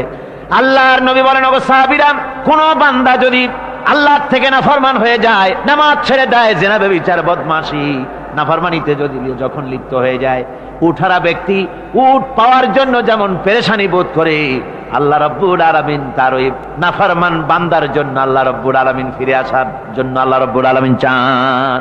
বান্দা যখন, নাফরমান বান্দা নিজের গুনাহ বুঝতে পেরে যখন সেজদায় পড়ে গিয়া কান্দে, রব্বুল আলামিন আমার গুনাহ মাফ করে দাও, এইভাবে যখন কাঁদতে থাকে, রব্বুল আলামিন আল্লাহর হাবিব বলেন, উঠারা ব্যক্তি উঠ পেলে পড়ে, ওই ব্যক্তি যত খুশি হন। কোন নাফরমান বান্দা যখন সেজদায় পড়ে যায়, আল্লাহ রাব্বুল আলামিন এর চাইতে লক্ষ কোটি গুণে বেশি খুশি হয়ে যান। আল্লাহ পাক হচ্ছেন রহমান রহিম, গাফুরুর রহিম। পৃথিবীতে এমন কে আছে আপনি আমাকে বলেন, এমন কে আছে অপরাধ করবে না আর সে বলবে আয় তোরে মাফ করে দেই? বলেন এরকম আছে নাকি? কেউ বলেন আছে? এমনকি বাপ মা ছেলে অন্যায় করেছে, বাপ মার দিল চায় ছেলেটা যদি মাপ চাইতো বড্ড ভালো হতো, ওর সাথে প্রাণ ভরে কথা বলতাম, বুকের সাথে জড়িয়ে নিতাম, কিন্তু মুখ ফুলে বলে না যে অপরাধ করেছিস মাপ চাইয়ে যা, এরকম বলে। মাও বলে না, বাপেও বলে না। কিন্তু একমাত্র মহান সত্য রব্বুল আলামিন বান্দা যখন গুনাহ করে আল্লাহ ডাকে, বান্দারে গুনাহ করেছিস ফিরে আয়, আমি তোরে মাফ করে দেব। গুনাহ করেছিস ফিরে আয়, জিনা করেছিস ফিরে আয়, মদ খেয়েছিস ফিরে আয়, মানুষ হত্যা করেছিস ফিরে আয়, কুফরি করেছিস ফিরে আয়, আগুন পূজা করেছিস ফিরে আয়, মাটি পূজা করেছিস, সূর্য পূজা করেছিস, যা করেছিস না কেন ফিরে আয়, আমাকে ডাক দে, আমি তোর জিন্দেগির গুনাহ আমি আল্লাহ মাফ করে দেব। এই জন্য আল্লাহ রাব্বুল আলামিনকে যখন কোন বান্দা একবার ডাকে দিল থেকে, কলিজা থেকে, একটা ডাক যদি দেয় আল্লাহ, হাজার ডাকের তুলনায় একটা ডাক আল্লাহ, কলিজা থেকে ডাক। এই ডাকটা কোথা থেকে? কলিজা থেকে। দিল সে जुबात निकलती है, असर रखती है, पर नहीं मगर ताकते परवास रखती है। অন্তর থেকে যে কথা বেরোয় তা প্রভাব বিস্তার করে। কলিজা থেকে যদি কেউ ডাক দেয় আল্লাহ, কলিজার একটা ডাক আলাদা না? বলেন আলাদা কিনা? কলিজা থেকে ডাক, বলেন না সবাই আল্লাহ। কলিজা থেকে একটা ডাক যদি কেউ ভাবে আল্লাহকে ডাক দেয় আল্লাহ, আল্লাহ রাব্বুল আলামিন বান্দা যখন একবার ডাক দেয় আল্লাহ তখন 70 বার লাব্বাইক বলেন, 70 বার সাড়া দিয়া বলে বান্দা কি চাও, আমি তোর কাছে হাজির। কি চাস বল, আমার আমি মাফ করে দেব। সুতরাং আল্লাহ রাব্বুল আলামিন বলছেন আমার কাছে ক্ষমা চাও, মাফ চাও, আমার কাছে মাফ চাও, যত মাফ চাইবে আমি মাফ করে দেব। পৃথিবীতে এমন কেউ নাই যার কাছে বেশি চাইলে তিনি খুশি হবেন। আল্লাহ রাব্বুল আলামিন এমন এক সত্তা যার কাছে যত বেশি চাওয়া যাবে তিনি তত বেশি খুশি হবেন। হর হমেশা দেনে কো वो तैयार है, जो न मांगे उससे वो बेजार है। যত বেশি চাওয়া যায় আল্লাহর কাছে আল্লাহ তত খুশি হন, আর যে ব্যক্তি চায় না আল্লাহর কাছে আল্লাহ তার উপরে বেজার হয়ে যান। ওয়ামান তাবা ওয়া আমিলা সালিহান ফাইন্নাহু ইয়াতুবু ইলাল্লাহি মাতাবা। আর যারা তওবা করে, নেক আমল করে, তার আল্লাহর দিকে ফিরে আসে, যেমনটি তার আশা উচিত তেমন ভাবে সে আল্লাহর কাছে ফিরে আসে, তার মানে হলো তওবা মাফ, তওবা কবুল করার জন্য, গুনাহ মাফ করার জন্য পৃথিবীতে কেউ নাই। আছে কেউ? গুনাহ কি কেউ মাফ করতে পারে? দুনিয়ায় কেউ পারে? আকাশে কেউ পারে? আল্লাহ ছাড়া কেউ গুনাহ মাফ করতে পারে?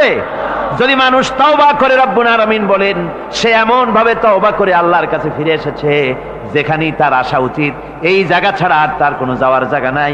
সুতরাং সে জায়গা মতো এসেছে, অনুতপ্ত এবং অনুশোচনা করেছে। আল্লাহ পাক এ ধরনের অনুতপ্তকারী, অনুশোচনাকারীকে রব্বুল আলামিন ক্ষমা করে দিয়ে থাকেন। ওয়াল্লাযীনা লা ইয়াশহাদুনা আয-যুর ওয়া ইযা মাররু বিল-লাগবি মাররু কিরামা। আর যারা মিথ্যার সাক্ষ্য হয় না, রহমানের বান্দা তারা যারা মিথ্যার সাক্ষ্য হয় না, এটা হচ্ছে ষষ্ঠ বৈশিষ্ট্য। আর তারা কোনো অনর্থক, কোনো নিরর্থক কোনো কাজ যদি দেখে, ঘটনা দেখে, সেখান থেকে তারা শরীফ মানুষের মতো, একেবারে নিতান্ত ভদ্র মানুষের মতো সেখান থেকে কেটে পড়ে। গান বাজনা হচ্ছে, নাটক হচ্ছে, অশ্লীলতা হচ্ছে, গালাগালি হচ্ছে, অনর্থক কোনো কাজ হচ্ছে, নিরর্থক কোনো অনুষ্ঠান কিছু একটা হচ্ছে, ওখান থেকে একটা ভদ্রলোকের মতো, যেমন কোনো দুর্গন্ধময় জায়গা থেকে মানুষ যখন যায় নাকে রুমাল দিয়ে আস্তে করে সেখান থেকে পাশ কেটে চলে যায়, ঠিক কিনা? ঠিক ওইভাবে করে আল্লাহ পাক বলছেন আমার মুমিন বান্দারা এই ধরনের কোনো অনর্থক, নিরর্থক যে কাজের মধ্যে কোনো পরকাল নাই, আল্লাহ নাই, দুনিয়ার মানুষের স্বার্থ নাই, দেশের স্বার্থ নাই, রাষ্ট্রের স্বার্থ নাই, জনগণের স্বার্থ নাই, এই ধরনের সমস্ত গাল গপ্প, নাটক, উপহাস, এই ধরনের মজা, এই ধরনের অনুষ্ঠান যখন দেখে আমার মুমিন বান্দারা সেখানে দাঁড়ায় না। ময়লার কাছ থেকে নাকে রুমাল দিয়ে মানুষ যেমন চলে যায়, এই লোকটিও তখন অত্যন্ত ভদ্রের মতো আস্তে করে পাশ কেটে বেরিয়ে যায়। ওয়াল্লাযীনা ইযা যুক্কিরু বিআয়াতি রাব্বিহিম লাম ইয়াখিরু আলাইহা সাম্মান ওয়া উমিয়ানা। আর আমার বান্দাদের 7 নম্বরের, রহমানের বান্দা, খাঁটি বান্দা যারা, তাদের 7 নম্বরের বৈশিষ্ট্য হচ্ছে এই যে ওই সমস্ত বান্দারা তাদের কাছে যখন আমার আয়াতকে শোনানো হয়, আমার কোরআন তেলাওয়াত করে আমার আয়াত পড়ে যখন নসিহত শোনানো হয়, তখন তারা বোবার মতো বধিরের মতো বসে থাকে না। কথা বুঝতে পেরেছেন? রহমানের খাঁটি বান্দা যারা, তাদের কাছে কোরআনের কথা ওয়াজ করে যখন শোনানো হয়, আল্লাহর কালাম যখন শোনানো হয়, আয়াত পড়ে পড়ে যখন নসিহত শোনানো হয়, লাম ইয়াখিরু আলাইহা সুম্মান ওয়া উময়ানা, তখন ওই ব্যক্তি অন্ধ এবং বধিরের মতো চুপ করে বসে থাকে না, বরং আমল করা শুরু করে দেয়। জোরে বলেন সুবহানাল্লাহ। যখন সে জানলো যে এগুলি হলো আল্লাহর বিরোধী কাজ, এগুলি আল্লাহর কাজ, আল্লাহ রসুলের কাজ, তখন তা পালন করা শুরু করে দেয়। এই 5 দিন ধরে কোরআনের যে কথাগুলি হলো, এই কথাগুলি শোনার পর আপনারা কি বসে থাকবেন? বসে থাকবেন? যারা বসে থাকবে এইগুলি শোনার পরে আল্লাহ তাদেরকে বলেছেন এরা হলো অন্ধ, এরা হলো বধির, এরা হলো বোবা। আমরা আল্লাহর এই যে কথা, আমরা কি অন্ধ আর বধির আর বোবা হবো নাকি? আমরা হব না। আমরা অন্ধ নয়, বধির নয়, বোবা নই, বরং আল্লাহ যা বলেছেন, যা শুনলাম সামি'না ওয়া আতা'না, এই 5 দিন ধরে যা শুনলাম আল্লাহর কথা, কার কথা শুনলাম? আর সমস্ত কথা আমরা আমল করব। জোরে কোন আমিন। আল্লাহ যেন কবুল করেন। জোরে কোন আমিন। আমল করা কি? বসে না থাকা কি? বসে না থাকা হচ্ছে যা শুনলাম, আল্লাহর যা ফরজ, যা হুকুম, তা মানবো। আল্লাহ যা নিষেধ করেছেন তার থেকে ফিরে থাকবো, এটাই হলো কাজ। এরপরে রব্বুল আলামিন বলেন, ওয়াল্লাযীনা ইয়াকুলুনা রাব্বানা হাব লানা মিন আজওয়াজিনা ওয়া যুররিয়্যাতিনা কুররাতা আয়ুনিন ওয়াজআলনা লিল মুত্তাকিনা ইমামা। রহমানের বান্দা 8ম নম্বর এবং শেষ নাম্বার হচ্ছে এটা বৈশিষ্ট্য এই যে তারা রহমানের যারা খাঁটি বান্দা, আল্লাহর যারা খাঁটি বান্দা, তারা রব্বুল আলামিনের কাছে মুনাজাত করে, আমার রব, আয় আমার আল্লাহ, হাবলানা মিন আজওয়াজিনা ওয়া যুররিয়াতিনা, আমাদের এবং আমাদের স্ত্রীদের আর আমাদের সন্তানদেরকে তুমি দয়া করে আমাদের চক্ষুর শীতলতা বানায় দাও। জোরে বলেন আমিন। ওয়াজআলনা লিল মুত্তাকিনা ইমামা, আর আমার এই সন্তানদেরকে তুমি মুত্তাকিদের ইমাম বানায় দাও। শুধু মুত্তাকি বানায়ও না, মুত্তাকিদের নেতা বানায় দাও। জোরে কোন সুবহানাল্লাহ। এই সূরাটা এইটা তখনকার কথা যখন এই মুমিনদের মক্কি সূরা, তো এটা যখন মক্কা শরীফে দেখা গেল যে মুসলমানেরা, যিনি ইসলাম কবুল করেছেন তার বাপ কাফের, যিনি ইসলাম কবুল করেছেন কারো বাপ কাফের, কারো মা কাফের, কারো সন্তান কাফের, কারো মেয়ে কাফের, কারো জামাই কাফের, সব প্রিয়জনেরা কুফরি হালতে আছে। আর এগুলি দেখে তাদের চক্ষুর মধ্যে কাঁটা বিঁধতেছিল, চক্ষু জর্জরিত হয়ে যাচ্ছিল। নিজের সন্তানের চেহারা যত ভালো হোক, সন্তান যতই শিক্ষা দীক্ষা থেকে যতই উন্নত আর ভালো হোক না কেন, সে যদি জাহান্নামের দিকে অগ্রসর হতে থাকে, কোন নেককার ইমানদার পিতার মনে তার সান্ত্বনার কারণ হতে পারে না।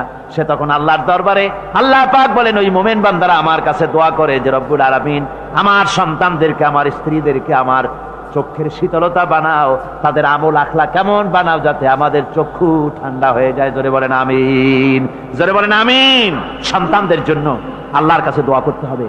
আপনারা দেখেন, চোখের সামনে দেখতে পাচ্ছেন সন্তান সিনেমায় যাচ্ছে, সন্তান নামাজ পড়ে না, সন্তান রোজা রাখে না, সন্তান মানুষের তৈরি করা মতাদর্শের পেছনে স্লোগান দিচ্ছে, দৌড়াচ্ছে, আর আপনি পিতা হয়ে তাকে ঠেকাচ্ছেন না। ওই ছেলে তো জাহান্নামে যাচ্ছে, আপনার দরদ হওয়া উচিত, ওই ছেলেকে ফিরানো দরকার আর আল্লাহর কাছে দোয়া করা দরকার। আমার বন্ধুগণ, দোয়া আল্লাহ নিজেই শিখাই দিচ্ছেন, দোয়া করো। পড়েন আমার সাথে, রব্বানা হাব লানা মিন আজওয়াজিনা ওয়া যুররিয়্যাতিনা কুররাতা আয়ুনিন ওয়াজআলনা লিল মুত্তাকিনা ইমামা। উলাইকা ইউজজাউনাল গুরফাতা বিমা সাবারু ওয়া ইউলাক্কাউনা ফিহা তাহিয়াতান ওয়া সালামা। আল্লাহ পাক বলেন এই সব লোকদের জন্য, তারা যে সবর করেছিল, সেই সবরের কারণে আমি তাদের উত্তম জাযা দান করব। আর তাদের জন্য ফেরেশতারা চতুর্দিক থেকে, ফেরেশতারা তাদের জন্য সম্বোধন করবে, তাদেরকে সম্বর্ধনা দিবে, ফেরেশতারা তাদের সম্বর্ধনা দিবে।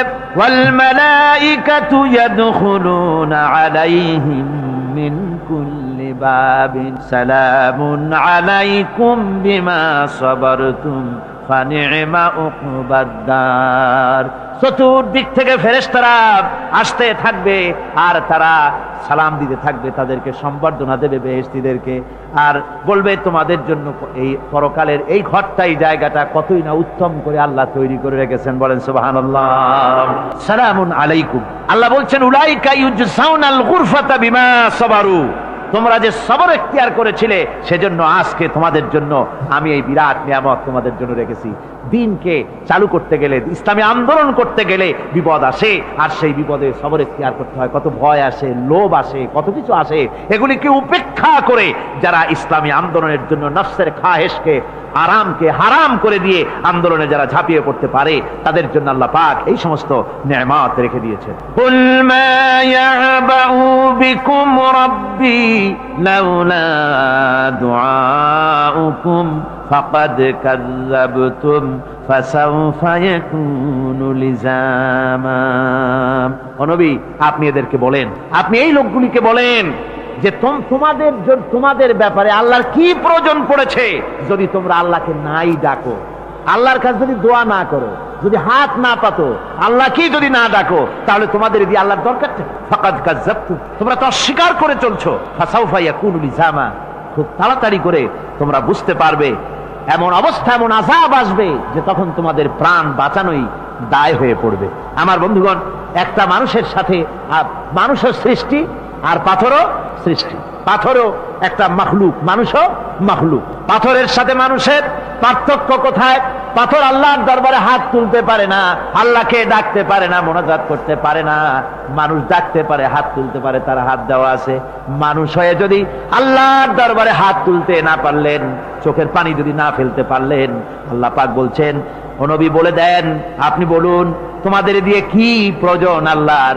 লাউলা দুআউকুম, তোমরা যদি সেই আল্লাহকে যদি না ডাকো, যদি তার কাছে হাত না তোলো, তাহলে তোমাদের দিয়ে আল্লাহর দরকারটা কি? তোমাদেরকে রব্বুল আলামিন তৃণখণ্ডের মতো উড়িয়ে দিবেন, কোন মর্যাদা থাকবে না আল্লাহর কাছে।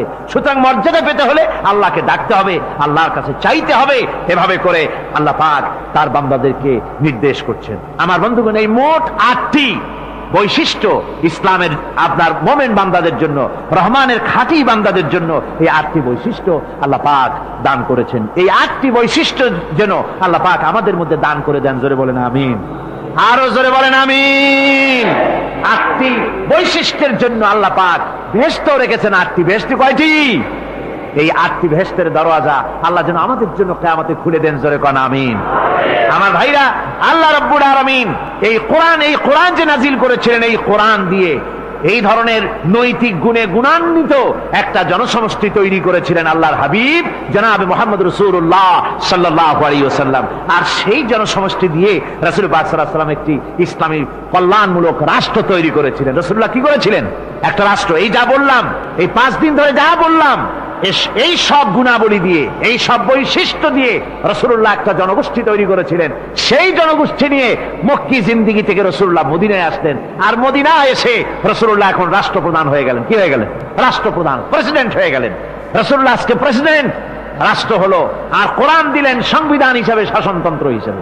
আল্লাহর নবী বললেন, আজকে আমি দেশবাসীকে এমন একটা কনস্টিটিউশন, এমন একটি সংবিধান দেশবাসীকে আমি দিলাম, যেই সংবিধানের বদৌলতে সমাজে আর চুরি থাকবে না, ডাকাতি থাকবে না, জেনা থাকবে না, ব্যভিচার থাকবে না।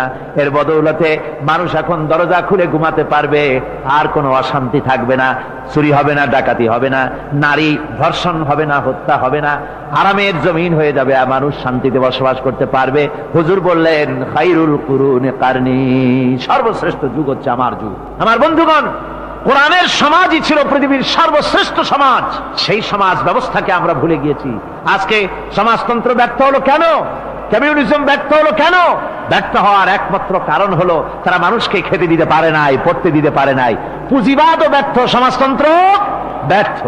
আসলে ওরা বলেছে আমরা সবাইকে সমান করে দেব, খাইতে দেব, পড়তে দেব, কাপড় দেব, চোপড় দেব, ওষুধ দেব, তোমাদের মৌলিক অধিকার, মৌলিক প্রয়োজন মিটাবো, এগুলি সব তারা বলেছে, কিন্তু মৌলিক প্রয়োজন মিটাতে পারে নাই। 70 বছর যেতে পারল না, বিদায় হয়ে গিয়েছে। মৌলিক প্রয়োজন মিটাতে পারে শুধুমাত্র কোরআন। কে মিটাতে পারে? জোরে বলেন, কে পারে? কোরআন পারে মানুষের মৌলিক প্রয়োজন মিটাতে। তাই এই কোরআনে কারীমকে আল্লাহ রাব্বুল আলামিন অবতীর্ণ করলেন, আর কোরআন দিয়ে রাসূল পাক সাল্লাল্লাহু আলাইহি ওয়াসাল্লাম একটা সমাজ তৈরি করলেন, এমন সমাজ যেখানে রাষ্ট্রপ্রধানের পেট ফুলে উঠল না খাইয়া, রাষ্ট্রপ্রধানের বিরাট বিল্ডিং উঠল না, বিদেশে টাকা জমা হলো না। আজকে আমরা দেখি পৃথিবীতে কত জায়গায় রাষ্ট্রপ্রধান নিজের ছেলেবেলে নাই, হাওলাত করা ছেলে একটা, তাও যদি এত টাকা পয়সা বিদেশে জমা করে, তাহলে মানুষেরা মন্তব্য করে যদি নিজের ছেলে থাকতো তাহলে তো গোটা বাংলাদেশ বিদেশি ব্যাংকে জমা দিয়ে দিত। ইসলাম পৃথিবীতে এসেছে মানুষকে এমন এক শান্তির বিধান দিতে। রাষ্ট্রপ্রধান মুহাম্মদ রাসূলুল্লাহ সাল্লাল্লাহু আলাইহি ওয়াসাল্লাম, মানুষ খাবার পেয়েছে, দরজা খুলে ঘুমাবার সুযোগ পেয়েছে। আজ হযরত আবু হুরায়রা রাদিয়াল্লাহু তাআলা আনহু বলেন, আমি রাসূলুল্লাহর কাছে গেলাম, হুজুরকে গিয়ে সালাম করলাম। আল্লাহর নবী সালামের জবাব দিলেন, কিন্তু দেখতে পেলাম মুখ নড়ে, আওয়াজ বেরোলো না। কারণ কি? কাছে গিয়ে দেখি নবীজি ক্ষুধার যন্ত্রণায় কথা বলতেছেন, আওয়াজ বেরোতেছে না। এত ক্ষুধা লেগেছে আল্লাহর নবীর। 2-4 দিন চলে গেছে, খাবার নাই। রাসূলুল্লাহ সমস্ত গনিমতের মাল, যাকাত সদকার মালগুলি, খাদ্য দ্রব্যগুলি দুহাতে বিতরণ করেছেন। নিজের পেটে খাবার নাই, মানুষকে দিতেছেন। দিতে দিতে এশার নামাজ পড়ে নবীজি ঘরের মধ্যে প্রবেশ করে হযরত আয়েশা সিদ্দিকা রাদিয়াল্লাহু তাআলা আনহাকে ডেকে বলেন, আয়েশা রে, সারাদিন কষ্ট করেছি, দারুণ ক্ষুধা লেগেছে, তাড়াতাড়ি করে কিছু খাবার আমারে এনে দাও। হযরত আয়েশা হুজুরের ক্ষুধার্ত শ্রান্ত ক্লান্ত চেহারার দিকে তাকাইয়া হযরত আয়েশা কেঁদে ফেলেছেন। হযরত মা আয়েশা কাঁদেন আর বলেন, ইয়া রাসূলুল্লাহ, হে আল্লাহর নামের কসম করে বলি, আমি আয়েশার ঘরে কোনো পানি ছাড়া কোনো খাবার নাই। এই ছিল রাসূলের আদর্শ। হাদিস শরীফে এসেছে, আল্লাহর নবী বলেন, তোমরা যদি রাষ্ট্রীয় ক্ষমতায় যাও, বাড়ি না থাকলে সরকারি খরচ একটা বাড়ি নিতে পারো। তোমার যদি যানবাহন না থাকে, সরকারি খরচের যানবাহন নিতে পারো। ছেলে মেয়ের কাপড় চোপড়, লেখাপড়া, শিক্ষা, চিকিৎসার জন্য যদি না থাকে, তাহলে তুমি সরকার থেকে নিতে পারো। কিন্তু এর থেকে 1 চুল পরিমাণ যদি পাও বাড়াও, সরকারের মাল জনগণের মাল,